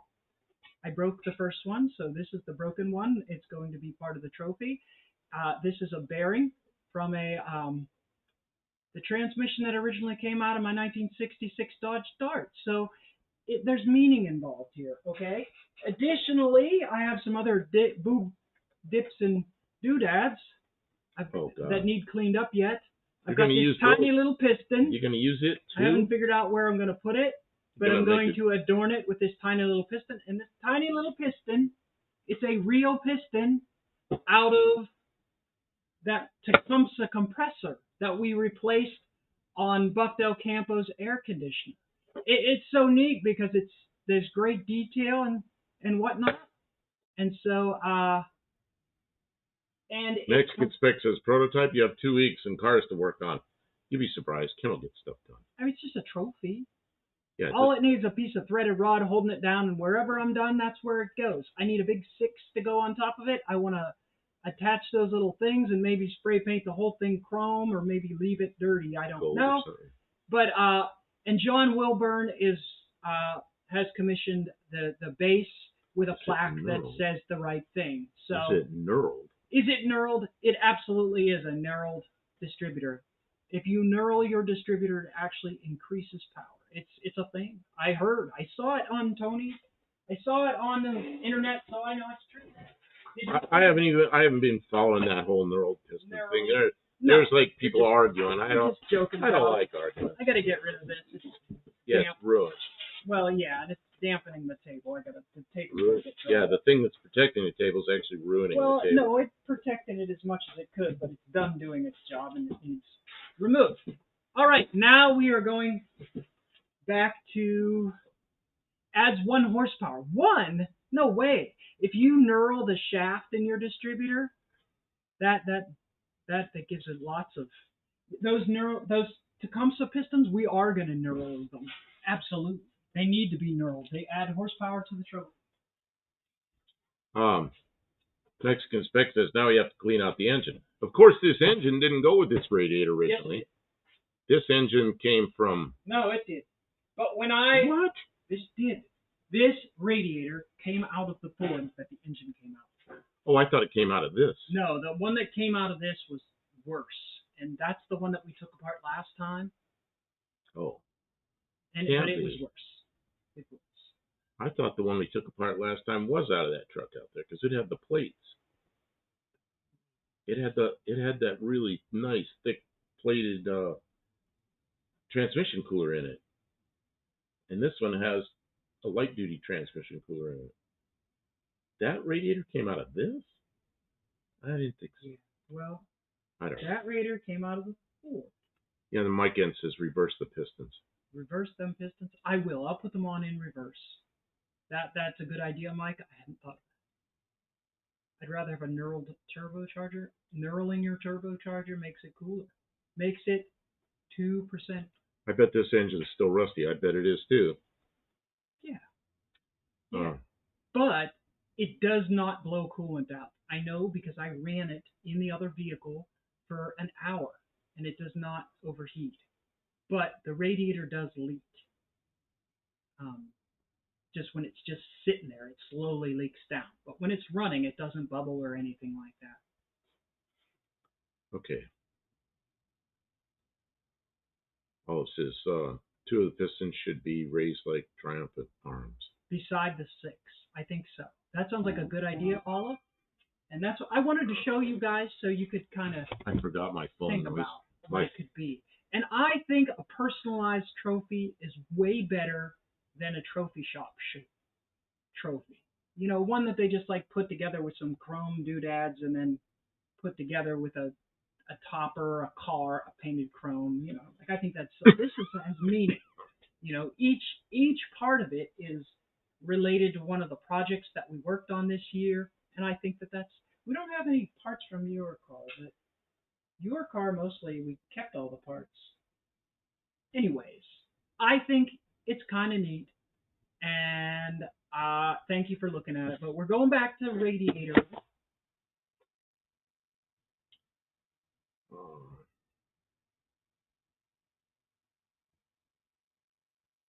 One went through my fingernail. Ow, ow, ow! I've done it. Yikes! Oh, on an HEI, those things are sharp. Yikes! I'm sorry, Mike. Mark. It was Mark that said that. Okay, what kind of a cleaning? We still need more cleaning, huh? Was that the next step? Can I see that tank for a second? Tank. Yes, the tank. I'm just gonna take this and just make sure Jump it up. Just make sure there's no pieces of stuff on it, like little pieces of rust or something. This is ready. That needs to drop. Oh no, we got to get all that bullshit out of that groove. See the grooves down in there? We got to get all that. I got to get a little brush. You got to get a. Okay, see. Because this crimp thing really gets in the way of a regular brush, so I got to get something small that can go in there. I need to take a break for a minute. Okay, I'll talk to this thing and clean and stuff. You'll talk to the thing. The thing with the stuff. I got it. The thing with all 26 stuff in there. These guys are great. You guys are. They sat here through that bunch of stuff. Yeah. Yeah, it wouldn't hurt to pull the thermostat out of this and then dump water down through this engine just to make sure we get all the big stuff out of it. I flushed it out with the hose when it was. How'd you flush it out with the thermostat in there? I don't know. Try not to think about it. It's good enough. Well, if the thermostat's in there, all you're doing is spilling that hose out. All right. I mean, maybe there's no thermostat in it. If we take it off, we might be opening a can of worms. I don't think we have the can of worms to back it up. Is the worry I have right now.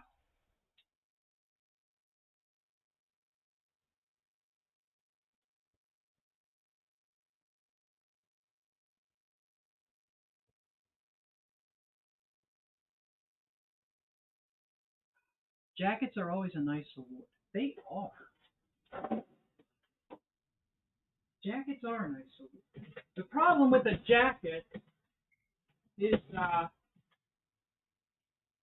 you can't really have a jacket at the race because obviously everybody's going to be a different size. So you'd have to like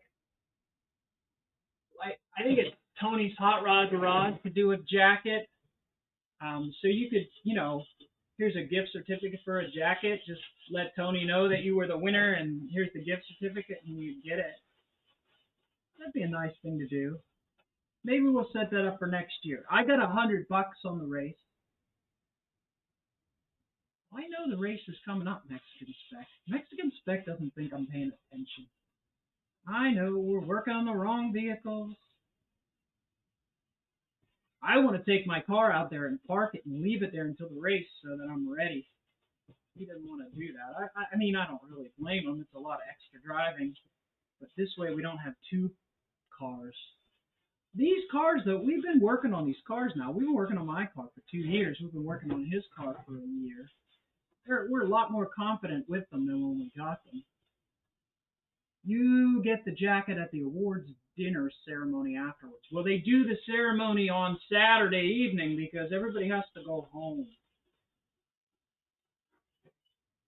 So that's hard to do.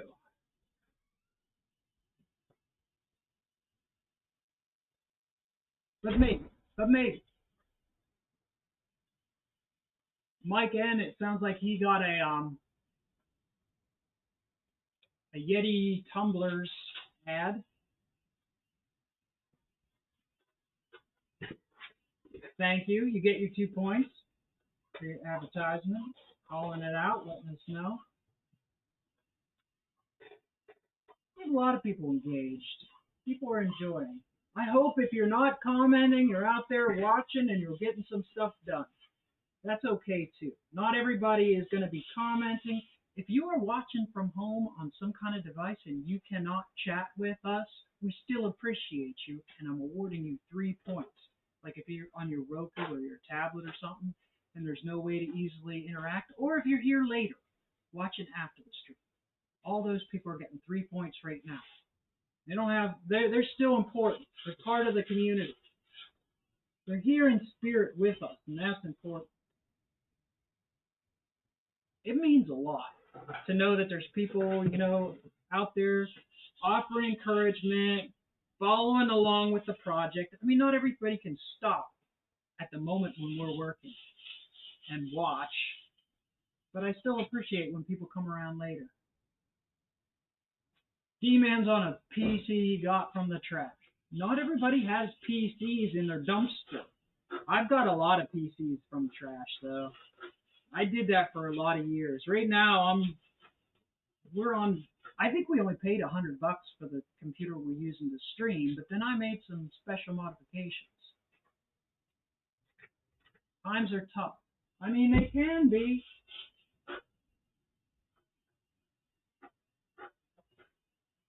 Resilient people actually do better during tough times. I hate to have to always be the resilient kind, but I surely am the resilient kind. We pull through the tough times. We survive. We persist. We continue being what we are, doing what we need to do. Kevin Smith's here. Hey, Kevin. I didn't see that till just now. You know who else lurks, or it didn't lurk, they watch afterwards? There's somebody comes in here once in a while, Tukey. And Tukey almost always comments or sends me an email after, because Tukey watches after the replay. Okay, let's see, so Tukey probably needs to get some points. I'm looking for my scissors. Oh, I offered points for people who. I heard. That's why I brought that up. I don't know where my scissors went. Which ones are you looking for? All those little blue. There's green ones there. There's green ones. There were little blue ones over here, but they're missing. They're buried. They're there. God, there's a lot of stuff on this desk. It's like this desk is the point where it's got layers. That's not good. Boy, I'm cleaning the snot out of this. It better seal. Good. Giving it every opportunity to comply. See, I'm making this clear water into red water. Red water. Well, it's better than yellow snow. Oh. Yeah, there's a flavor we should market. Yellow snow.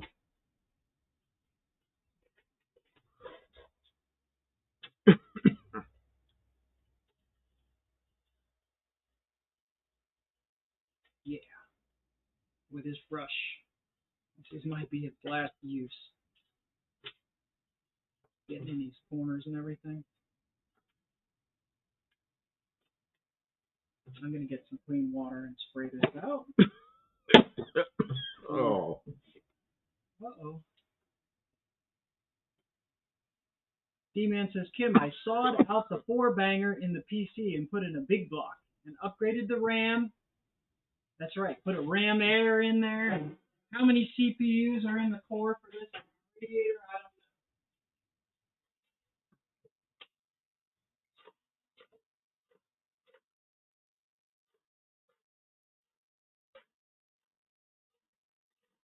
You know my son, the one that's retiring from the Army, Kim? He was 10 years old. He dug a computer case out of the dumpster and still had a power supply in it. So then he liberated a motherboard from something that somebody was upgrading, and he put that motherboard in it and learned how to load up Windows and everything, and that was his first computer. Yeah, that was pretty good. That is. He was 10 years old, and that was his 10 first. years old is a good age to learn that. And I was in Pennsylvania, he was in California, so he used it a little bit, and then I sent him a brand new motherboard for his birthday, and it was it was like a Pentium. It was the beginning of the Pentiums before they had numbers. It was a Pentium 166, I think. 166, which was really fast at the time. And he goes, we were chatting with each other. He goes, when he got it, I said, well, open it up. And he goes, oh man. He goes, I'm going to put it in. I'll be back in a few minutes. I thought, well, I'm not going to see him for a while. And about 20 minutes later, he's back on chatting with me again. He goes, well, it works. So he put the motherboard in, reloaded the software and everything. He was really happy. He's a smart man. D-Man says 20 years building computers. Started at 11. Yep, that's how my son is. Except, you know what? He's yeah. You can imagine what he does now. Not computers, but it was that attitude, that he can do attitude and intelligence that really took him places. They have computers that they get from bad guys, and they have to figure them out. Great to see Matt Strong recovering nicely. Who's Matt Strong? I should know who that is. I think he was in a vehicle accident. Is he the fellow who got? Oh, he's the one that was in that truck that disassembled itself. D-Man says 30 years. I am 62. Should I no, drive 52. With He doesn't know if he was 62 or 52. Hippie Long. First PC I built was a Pentium 350. Is that the speed? A Pentium? Yeah, because I remember I remember when I got that for him, there was Pentium 133s, which is fast. And I ordered it, and they said, well, we got the 166 now. And I said, oh, yeah, make it the 166. So I got him a motherboard with the 166 on it. D-Man, I started in the IBM PC modem era, and I'll get it out yet.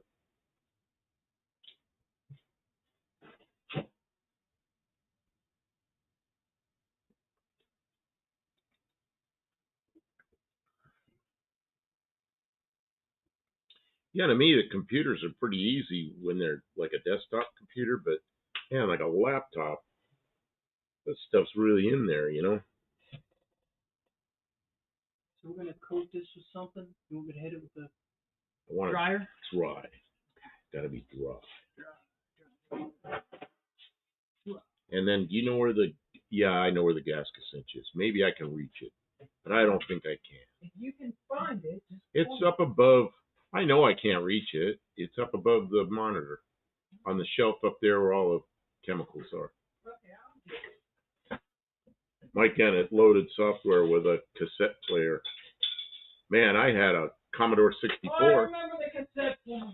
Commodore 64. After I had it for a while, I got a cassette player. Before that, every time you turn it off, just piff, all the software went away. So you had to rewrite it every time. That seems so ridiculous now.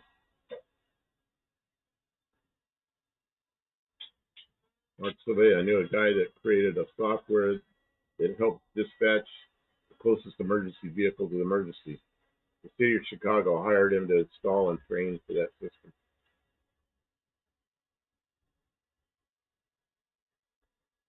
Then, Mike, I had a Commodore that had a tape drive. Yep. How many of you remember a thing called a Timex Sinclair? I had one of those.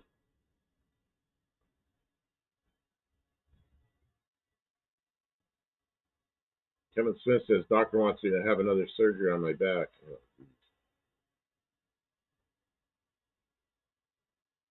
Yeah, Kim's had those. Problem, my Commodore 64 has tape and floppy drive. I have no tapes though. Yeah, I got a floppy drive for mine right at the end. I don't think I ever used it because somewhere in there uh, ended up with a PC. Kevin Smith says that's why I haven't been around so much lately. Man, Kim, did you hear that? Kim, did you hear that? I'm reading over here. Kevin Smith says doctor wants me to have another surgery on my back. He says that's why he hasn't been around much. I'm so sorry. It's not easy. She's been through that. I got 4 titanium plates with screws that say I know where you're coming from. It ain't easy. It's hard to decide to do it. It's hard to decide not to do it. Mark Silvey says I asked for a Sinclair for Christmas when they came out. Then I changed my mind after poor reviews I had read. Mike N. After the TI-99, my next computer was an Atari ST. Ataris, I remember those.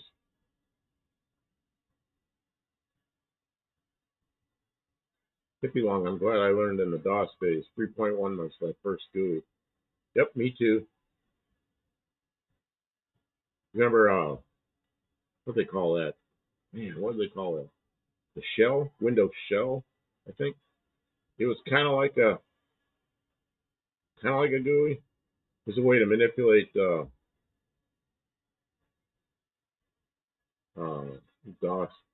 MS-DOS. X-Inspect, I could never figure out to do with computer. I didn't write many letters. And the first one I had that was really good was Oh boy. the one I really started using was God, what was that thing called? It was before the Pentiums. It was it's a 3. It's here. Hey, it's a 386 33 megahertz. Yeah, if you can believe that. And it had a word processor on it called, people pronounce it all different. Ami Pro, Ami Pro. I don't know how it's supposed to be pronounced, but I used that. Man, that's when I started really using it for writing.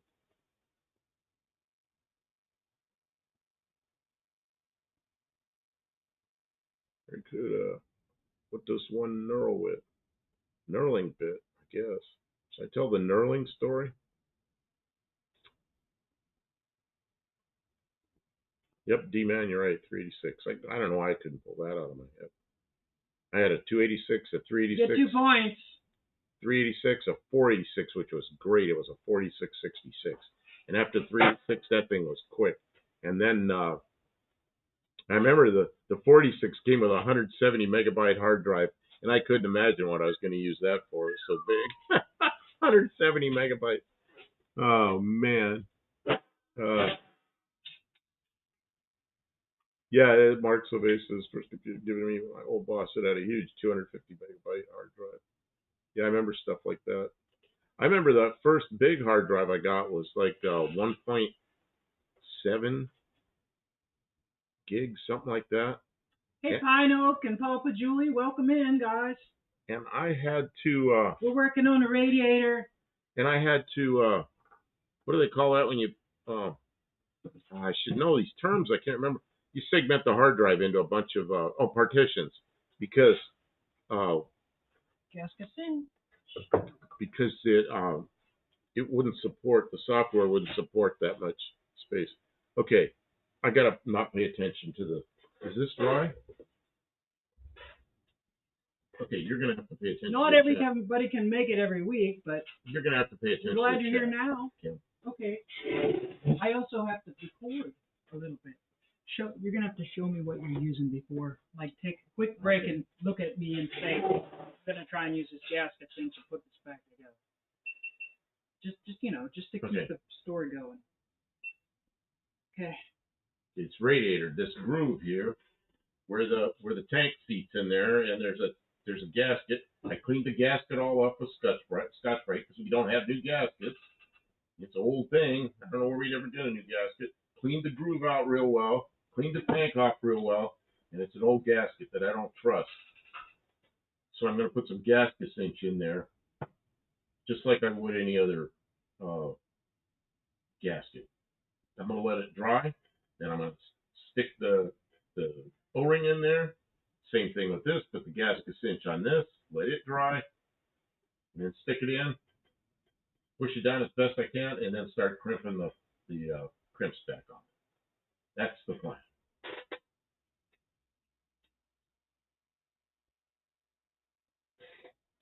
Try not to get it in the tubes. Kim, you know what I need is a brush. This is the Knit Adequate brush. I think there's a flux brush. That's what I need is a flux brush. Because I'm already making a mess. Up higher. Should be in there. I think that's brand new clean one. Good, because I got to get this out of here.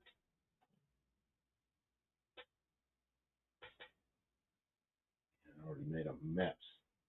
Oh, that's all right. That one's clogged in. Okay, so can you take care of the chat while I'm, or I don't know, maybe you want to video this? I don't know. I just want to video the process, which is to fill that groove with a reasonable amount of gasket cinch. We just want it so that it adheres in there. Gets all the imperfection out. We don't really want it to harden before we start getting it crimped, right? No, we do want it to harden. It doesn't harden. It just gets.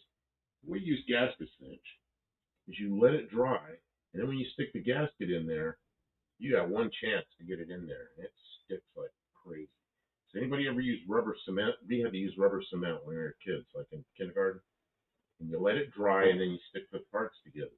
This is the same thing, only it's thicker. It is rubber cement. Okay.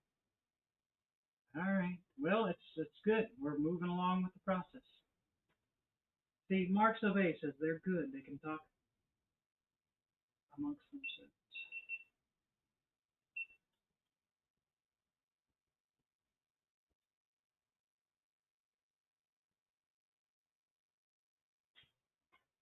Pitch Snipe's breaking a 3-week sober, and he's full of beans. Well, that's all right. We're allowed to be full of beans. I don't know what that means exactly, but you're here. You're safe. We're not driving nowhere. Hang out. And distributor swap. The distributor swap's already done. It runs. If you weren't here this before. thing runs great. It started on the first crank. No, the first one I had to give it a little tweak on the distributor. The first crank did nothing. You just went, and we just were. I was surprised how fast the starter motor. Then you said, "Should I turn the distributor a little?" I said, "I don't know." And you turned the distributor a little. And the next crank, it went, boom. It fired up perfectly. And there's a lot of new stuff that does not belong in there. Yeah, it's a mishmash, and we got it to run. It ran on the very first real try, you know. Oh, you were telling him, D-Man. Thank you, D-Man, for explaining what's happening. See, look, the chat can takes care of itself. They're all like talking and letting everybody know what's going on. We don't even have to tell our story. Get it right the first time. Oh no, we just try. Well, that start, it worked out well. I was so amazed because Kim had put a Unilite type distributor. What do you call that? One that. And there's a video about that on my channel. It's just a Chinese clone of like a Unilite, but they're all for V8. So she made a cap. You know how the Unilite works. There's a there's a little light and a little sensor, and as that cap goes around, there's holes, so it turns the light on and off. So she made another one out of, I don't know what it was, out of a jar lid or something, and put slits. I don't remember what she did. Anyway, she made a 6-cylinder one, and just winged it, made it. Worked perfect. Fired right up first time. Didn't expect it. Mexican Spec asks what year the Bronco II is. The Bronco II is a 1985 model. I need some help. Okay. I need something to set this on. Set it on? I don't need the camera. I need something to set this on. Like Oh, a so you can goof it up? garbage can lid or something. Yeah, roll a garbage can over here. That'll work. What about one of these bins? It'll be low. Okay, the bin. That's But fine. it needs to be But it's got to be clean. Okay. So here we are, wetting down something I need clean and dry. What if I put down some paper towels? Will that help? Maybe. Yeah.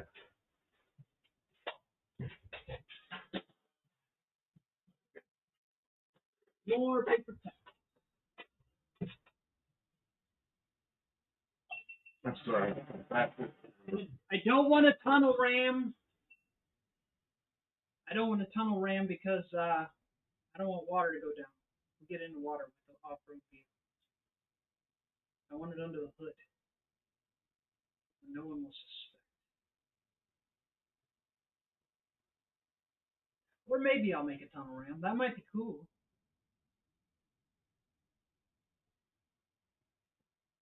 Maybe I'll make a faux ram. Put it up there, put linkages and stuff like that. That makes sense.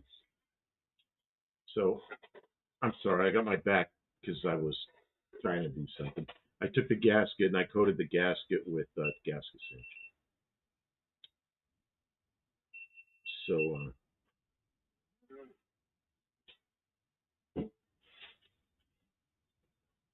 and I don't have a lot of patience, and now I'm waiting for something to dry. We're like watching paint dry. Paint dries. And the really important thing about this is to put it together backward or forward so you don't have the connections going in opposite directions.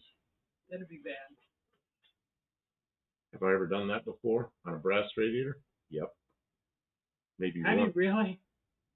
Yeah, you're in a hurry and the phone's ringing. You got to come back and come back and come back and get all flustered. Next thing you know, something's backwards, and then you got to just heat it up, pull it apart.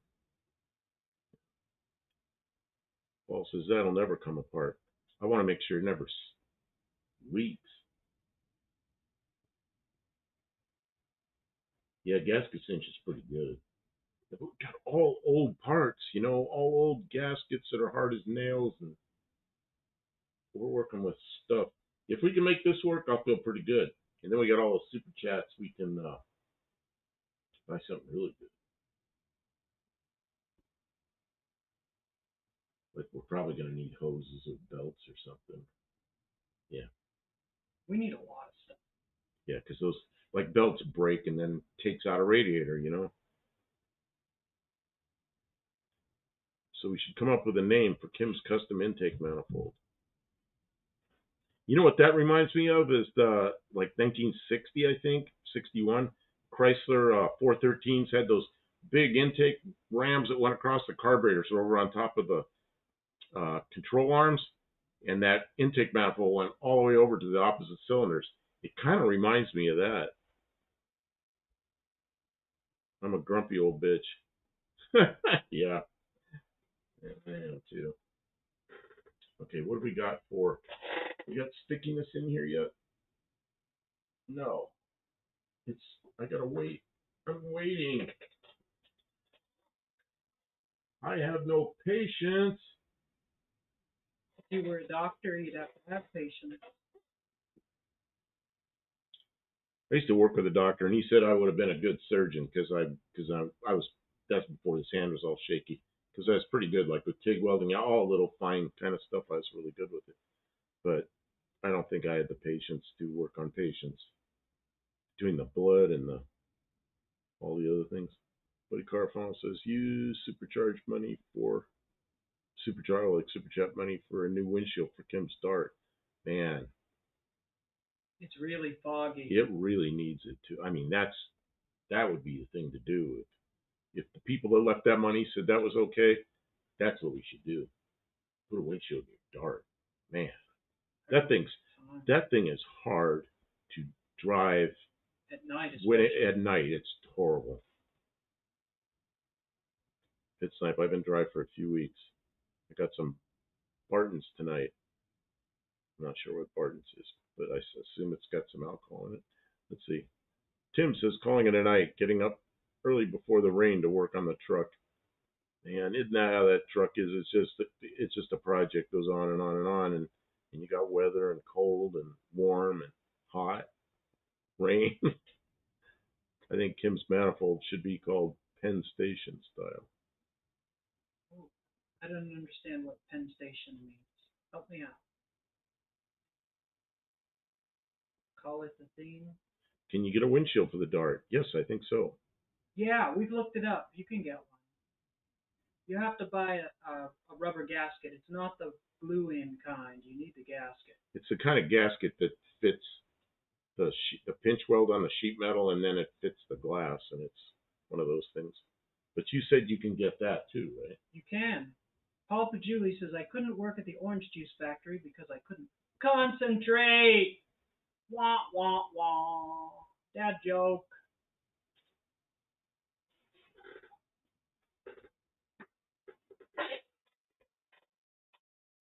Oh, that's pretty good. This I'm not sure about. Oh, yeah. See, Ford had this naming convention where they called things after horses, Mustangs and Broncos and Rangers and stuff. So, Kim, can you help me with this? yes. This is one thing to put down. There's no getting in a different spot. Are you lined up? I'm trying to not let this sag. It's got to come this way just a bit. Okay, there. How are you down there? I'm holding it in the air.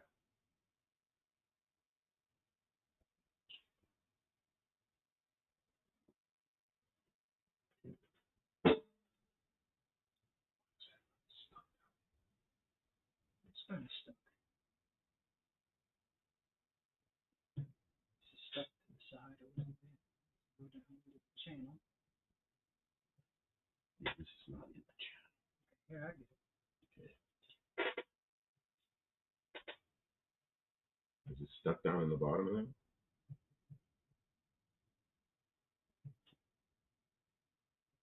Think it's all the way in there? I think it's in there now, yeah. You could put another goop of it in. Another I'm gonna line put a of goop on this part. Ooh, the stink from this chemical. Yeah, well, like Pitt's in there drinking, and we're in here sniffing glue. Sniffing glue. Picked a terrible day.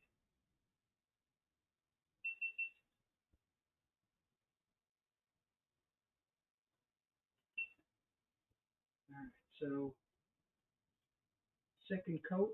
Got it in place, tacked into place, and now he's giving it another smear before we try and crimp it together.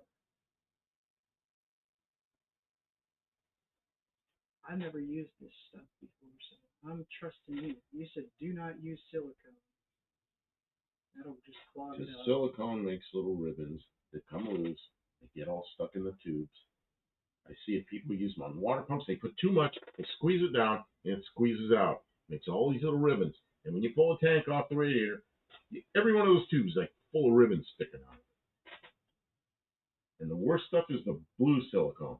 I fixed more radiators that are stuffed full of blue silicone because somebody used it on a water pump or thermostat housing or something like that. And then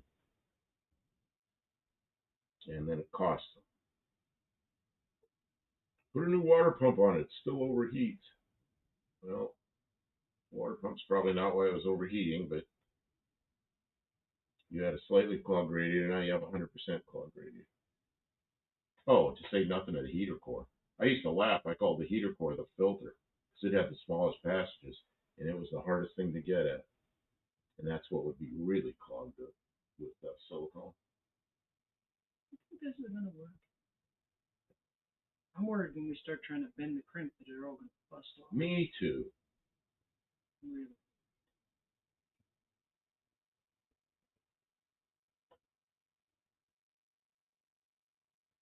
You know what? We're just gonna do the best we can. When it fails, I'll get mad.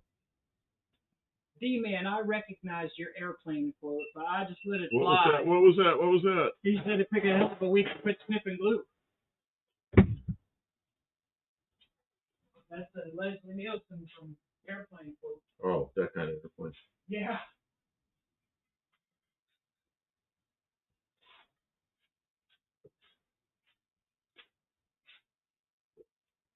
Has anybody seen the new Airplane movie? I didn't see it yet. Is it any good? Is Leslie Nielsen in it? Leslie Nielsen's still alive?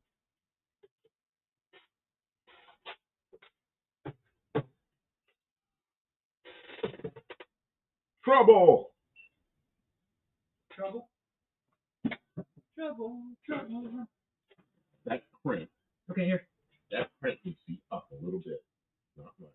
Sure you got a big enough pair of pliers there? Oh, that's plenty. I'm sure. Yeah, I've got it. Okay, I don't want to use those further back. Well, I was going to use them to crimp in this direction, like wide, like, because. What did I use last time? I think I ended up using the safety wire pliers, but I'm not sure. Safety wire pliers have a lot of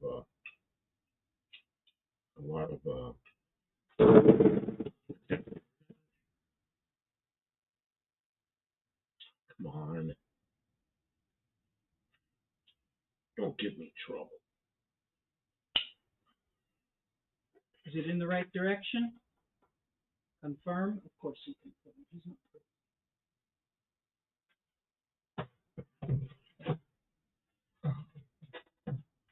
Trouble. Solve.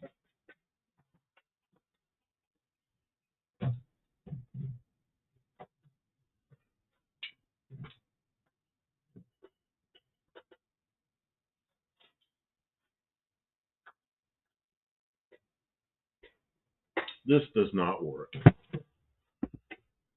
What did I use last time?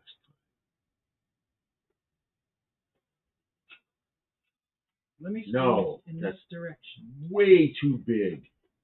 Oh, come on, Kim, please don't do that. All right, it's your project. I'm not going to take it over. I can't get in anywhere. Okay. You got to back up a foot. I know. Over there in the plier drawer. Can you find my big safety wire plier?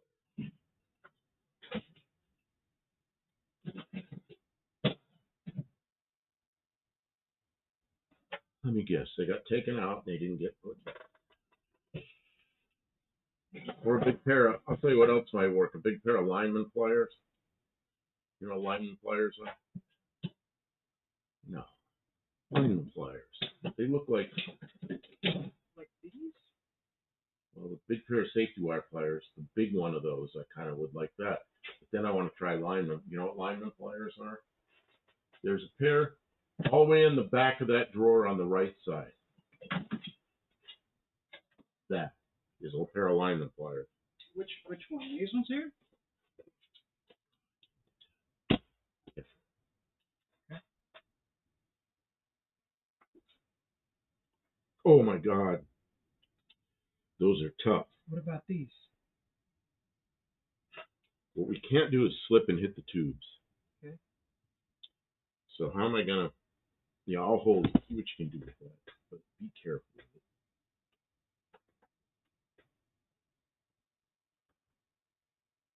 Problem is they're too wide. I need to pull them in.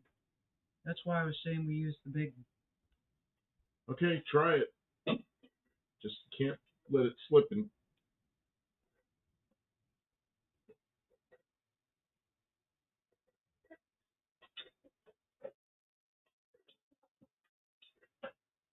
oh, you're pulling them in, and then we'll squeeze them down. Yeah, maybe that'll work. Of course it won't. Still, because you said, "Get them out of here! I don't like them." I thought you were going to try to crimp on the edge with those. I'm trying to communicate my idea. I was trying to be patient as well.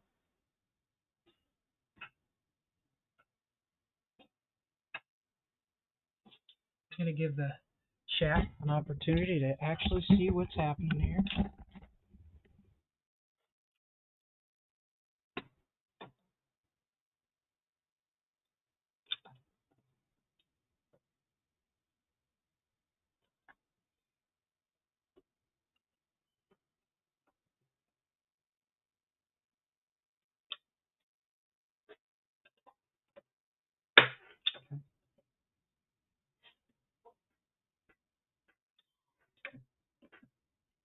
bad they didn't use bolts.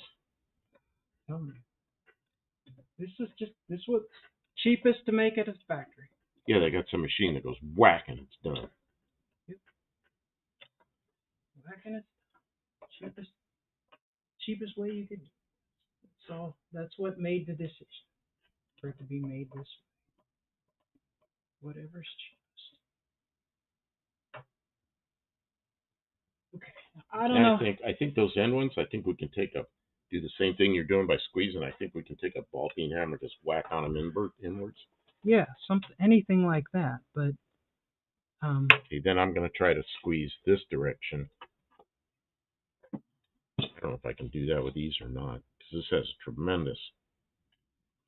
It does, but I'm gonna hurt myself. Okay. Too hard on your hands? Yeah, they're gonna let go, and I'm gonna pinch them on my hand. That's a good time for the Knippets now. Maybe the Knippets will work. Knippets are strong. Oh yeah, they cramp.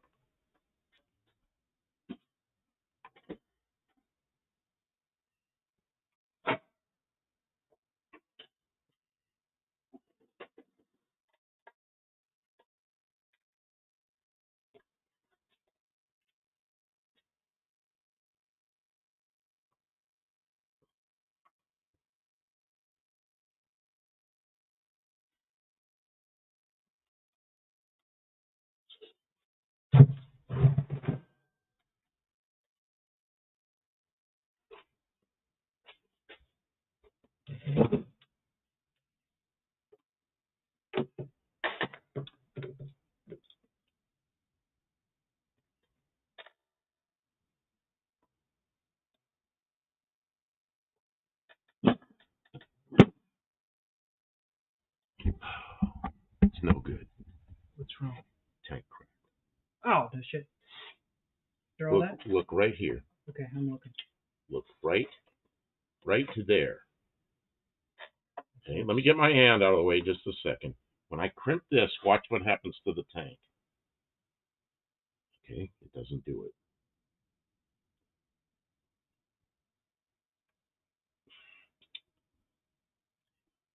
Trying to make the tank do that again. See the tank open up right there? Yep. There's where the problem is. So this is no good. God dang it, all that work. The tank is cracked. And that's where that was coming from. It wasn't coming from the seam, it was coming from the crack. No, because it was leaking on this side. Why'd the tank crack? Because we didn't do it exactly the way a machine can do it. Because we're doing it janky way instead of the tanky way. Because we're fools. I think we're going to have to use that money that Chat gave us to buy a radiator. All this work. That is why you cannot fix these garbage composite radiators.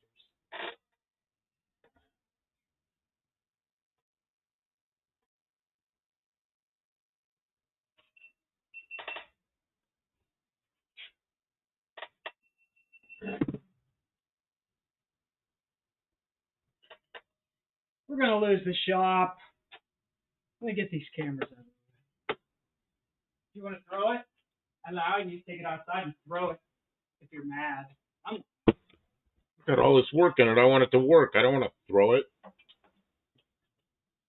I can see if the tank we took off the other one fits. I don't remember. The tank we took off the other one's the other end.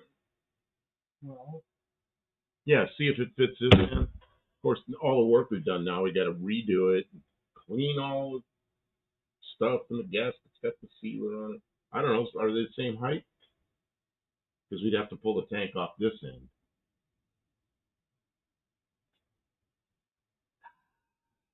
I think we're going to buy a radiator. It seemed like such a good idea at the time. We're going to lose the shop. We got a nice cleaned out radiator that has a split in the tank. I'm looking at this hose connection here. I'm looking how brittle it is.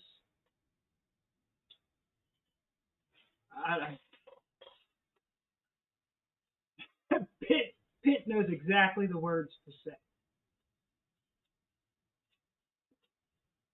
Why don't they just make the whole engine, the whole everything out of plastic? When you get cracked this big somewhere on the car, you just shove it off a cliff. Because we would be at the bottom of the cliff, taking the smashed cars and then trying to put them back together into something new. Because that's what we do. Everything we own is junk.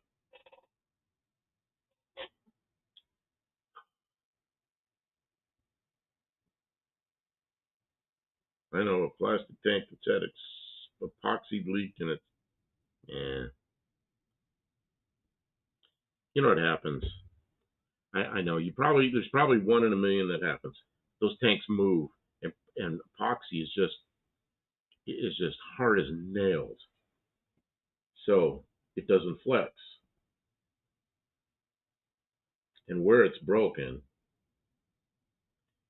A new one's about $110 plus shipping, Kevin. well, we got enough super chats tonight to buy a You guys radiator. generously have contributed to a fund that will get us there. Hey, Ari, welcome in. It's not too late. It is too late for this radiator. Yeah, he missed all the fun, but the result he gets He gets a bad radiator.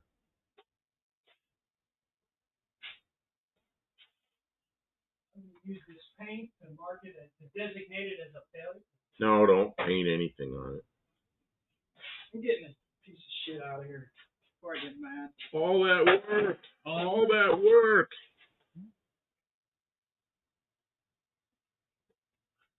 He said we might be able to fix it. Now we know. Laurie, what we did was we pulled the radiator apart, rotted it out, and uncrimped it, putting it all back together. And I noticed right where the flange is, the tank comes down, there's a flange right on the bottom of it, and it cracked right at that flange. That crack about, I don't know, it's ½ inch long. It's right, it's the flange is breaking off of it. Yeah, I got a good tool. I can rot out the next one that's cracked. Oh well. Everybody learned how to rot out a radiator. Just, I want to solder it together. You got to watch us bitch and moan for a couple of hours. Maybe that's okay.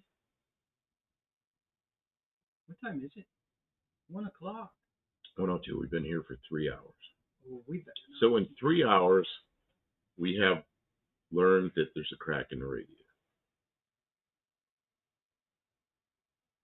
Or we created one because it's difficult to put them back together. So I'm going to sing a song to commemorate the late plastic tank. Oh. Man, it's right on the edge where that flange is. Bagpipes? Is someone going to play the bagpipes? I find that is. See if we can buy a new tank. No. We call up Ford. So, hey, I need a new tank for a 30-year-old radiator. That's as bad as a broken bleeder on a caliper? Yeah. It's like, It's more like the caliper cracked. Yeah, I don't know. See, so take it a poll. If you'd rather fist fight somebody, would it be Kim or Buff? See, if that were a brass tank, I'd pull it off, and right where the crack is, I'd go on the inside and I'd run a little silver solder on there. It'd never break. Yeah, we got a video out of it. Ford will hang up on you. They'll just go, what? Year and model. Mark, oh, it's a radiator module. It got cracked in the process of handling. It might have been when we were taking it apart, or it might have been we were trying to crimp it back together. But regardless, the pressures, because that plastic is not new, it's old. So I can see right reefing on it. Where it's cracked, I can see right through it. Ari says the Apache also needs a radiator technically. We have equipment to pressure test radiators. We've done it. Oh yeah, we can pressure test radiators here. We pressure tested them. We pressure tested. Remember when we put the the heater core in the Zephyr, we pressure tested that before we put it in. I don't know if you remember that. We did, because the last thing we want to do is ever take that dash apart again. Ari says, I'm reluctant to replace the brass radiator in my 72 with aluminum. If you do, save that. We got like a whole toolbox of tools up here. Happens every time. Enough that the mouse won't move. Well, we killed the bees. So if we got rid of the bees that were living in there, the wasps. Survey. Ford will first direct you to their vintage phone number with the year of the vehicle. There's a vintage phone number. What's that? One where you go.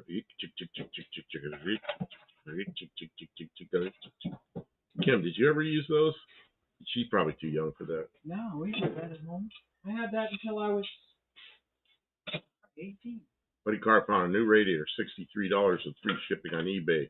Sent you an email. Okay, well, thank you. Oh, that's better. For $63 is cheap. I'll have to look. That might not be for this. But I'll look. For an automatic? Oh, you bypass that automatic transmission. Don't need it for an automatic. You bypass the transmission cooler anyway. Don't need a transmission cooler. So, man, when I went to Russia, it was in the late 90s, mid to late 90s. But in there, and that's what I found in Russia was, except theirs, where you stick your finger in to dial, they were open to the outside, so you had to keep your finger forced toward the center of the dial, because if you just dialed it, it didn't hold your finger in there, your finger would just fly out. So it was a little bit trickier. Finger would fly out of there? It was just, because they weren't round holes to stick your fingers in the dial. They were slots. You know what I mean? So you had to make a effort to hold your finger in the dial. Yeah, Tavo says it was more than $63 worth of labor that Buff just put in this one. Oh gosh, that was $200 worth. And we were both working. Pitt says I'm shit hammered. Good to see y'all. He's getting out. I think he's taking off. I think we are too. Oh, Ford Vintage Parts is what it's called. Yeah, hey Ari, if you decide to put an aluminum radiator in there, save that one. Bring it to No Name Nationals. Yeah, bring it to No Name Nationals. I'll put a core in it, but I don't know what the cores cost. Yeah, cores are not cheap. Cores cost more than the Chinese complete radiator. Yeah, Kevin Smith says, Pick, keep a foot on the floor so the room doesn't spin. I've told people that before. Hang your foot out the bed and put it on the floor. Oh, that's weird. When you put that up there, my shirt was like really bright green, and now it kind of looks like the color it really is. It gets confused when there's too much light. It's a little crooked, sorry guys. Yeah, you got the Studebaker. Looks like it's about to crash. Oh, what's this? Shorts. I don't know what short that is. I don't know. Well, my plan to get the radiator repaired didn't get finished tonight. So I guess I'll buy a radiator. Shit, we should have worked on the fuel system. Maybe we would have been more successful with that. Well, we tried to fix that. That's all you could do, right? You tried. Here we are. And now we know. We know not to mess with that because it was a waste of effort. Yeah, keep the original brass radiator for both of them. Andrew Button's here. I love you, man. That's funny, Pitt. At this pound. That's a. I don't think Ari's going to this slippage. year's No Name Nationals. Last I heard, he did not have travel plans. Oh, before we go, does anybody what are your favorites? Who are your favorites for No Name National? Who are you enjoying watching? I was going to answer Mark Sauvé. We are in Middle Tennessee. if you find Nashville, we're north of Nashville and we're south of Clarksville.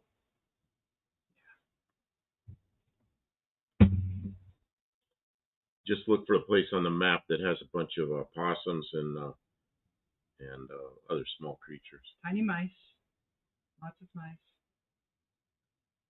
Harry says, I'd love to go to None Name Nationals. All my friends are there. Whew. It's a long drive.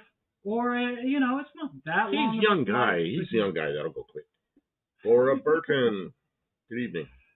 Well, yeah, you could get an airplane, but, money. Not everybody can afford to do that. Yeah, that truck you're driving, that either one of those vehicles is going to use a bunch of gas. And well, yeah, the last train to Clarksville. Once it gets out of California, gas is a lot less expensive. A lot less expensive. Oh, yeah. Yeah, and fill up before you get back into California. Except by the time you get over to where you live, your gas tank's going to be getting low. Time away from work is tough, too. Yeah, we only get so many vacation days during our working career. I'm so sorry. Well, and he's got a new job, fairly new job, so he probably doesn't have any it's vacation. Even harder to ask for time away. Vacation built up yet.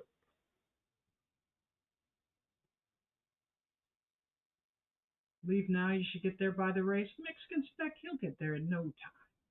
Why, he's so mean. He's tough. I should give Mexican Spec a hard time. Why don't you go to No Name National? He's told me he can't, so I just accept it. This hurt my eyes. Uh-oh, Mexican Spec does not like modified vehicles. Oh, let's see what this is. I think there's a way to bring up. Just go to site. It's YouTube. Oh no, we've been hacked. Why would you do that? Photon B9. We'll bring it up. What is that thing? Here, I'll show you how to do this. Do this. Do this. Do this. Do. Okay, yeah, you're not going to necessarily do that. That's the thing that hurts Mexican Specs on this. It's a Chinesium thing. So what do we? Okay, so can I click on these? No, I'd have to go. No, you'd have to go to the other picture. But they'll see what you see. Okay, so get rid of that. And then I can go to this. He says look at the interior compared to the exterior color. Uh-huh. Mm-hmm. Uh-huh. Mm-hmm. Oh, that's very orange. I'd drive it. Mark asks how close to Lebanon, Tennessee are we? I don't know, an hour. I don't know exactly where Lebanon is, but I see in some of the YouTube listings, I see Lebanon. Sure is orange. Beefy. I don't like the interior and exterior together, but I do like the interior color. Oh, they're going to sell a bunch of those. They want 1 million pesos for it. What sounds like is a lot of pesos. What is that? 1 million pesos currently in dollars. I don't know. How much is 1 million pesos? Let's see.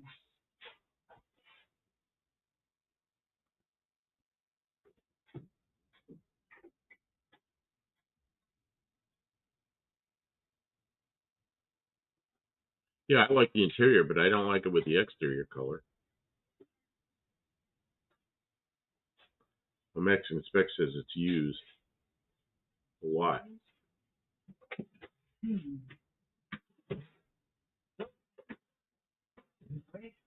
I don't know. What a thing. Okay, Kim, I don't know how to fix this now. Fix what? Well, you made this thing do funny stuff, and now I got to get rid of it. Just make it full screen again, and then go back to scroll up and go to single cam. There you go. And we'll be back. Ah, now we're back. In Okay. business. So I got to train him, guys, so he can take care of himself if anything ever happens to me.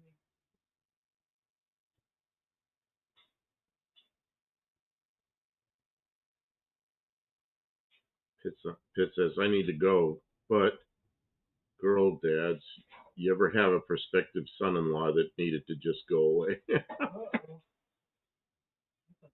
Marks of a AC Hilltop Auto Salvage in Lebanon is showing a few used radiators for the Bronco, but it says match, which would mean you should bring yours. Yeah, you know what you get with the used radiator that's that age. More of the same You problem. get more of the same problems. Yeah, because we've got 2 old bad ones. The last thing I need is another old bad one.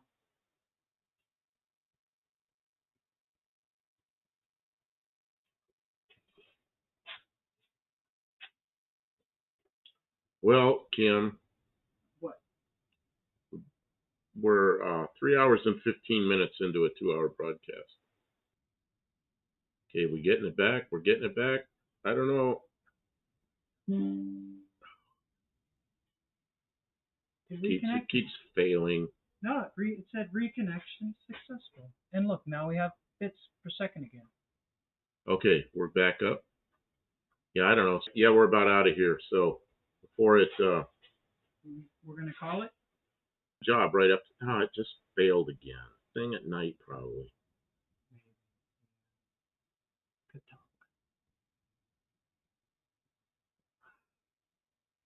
All right, let's just wrap it up when it comes back, if it comes back.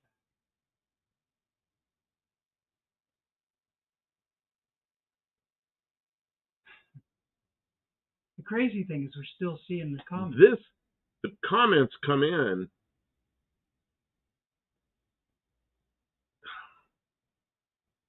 I'm waiting.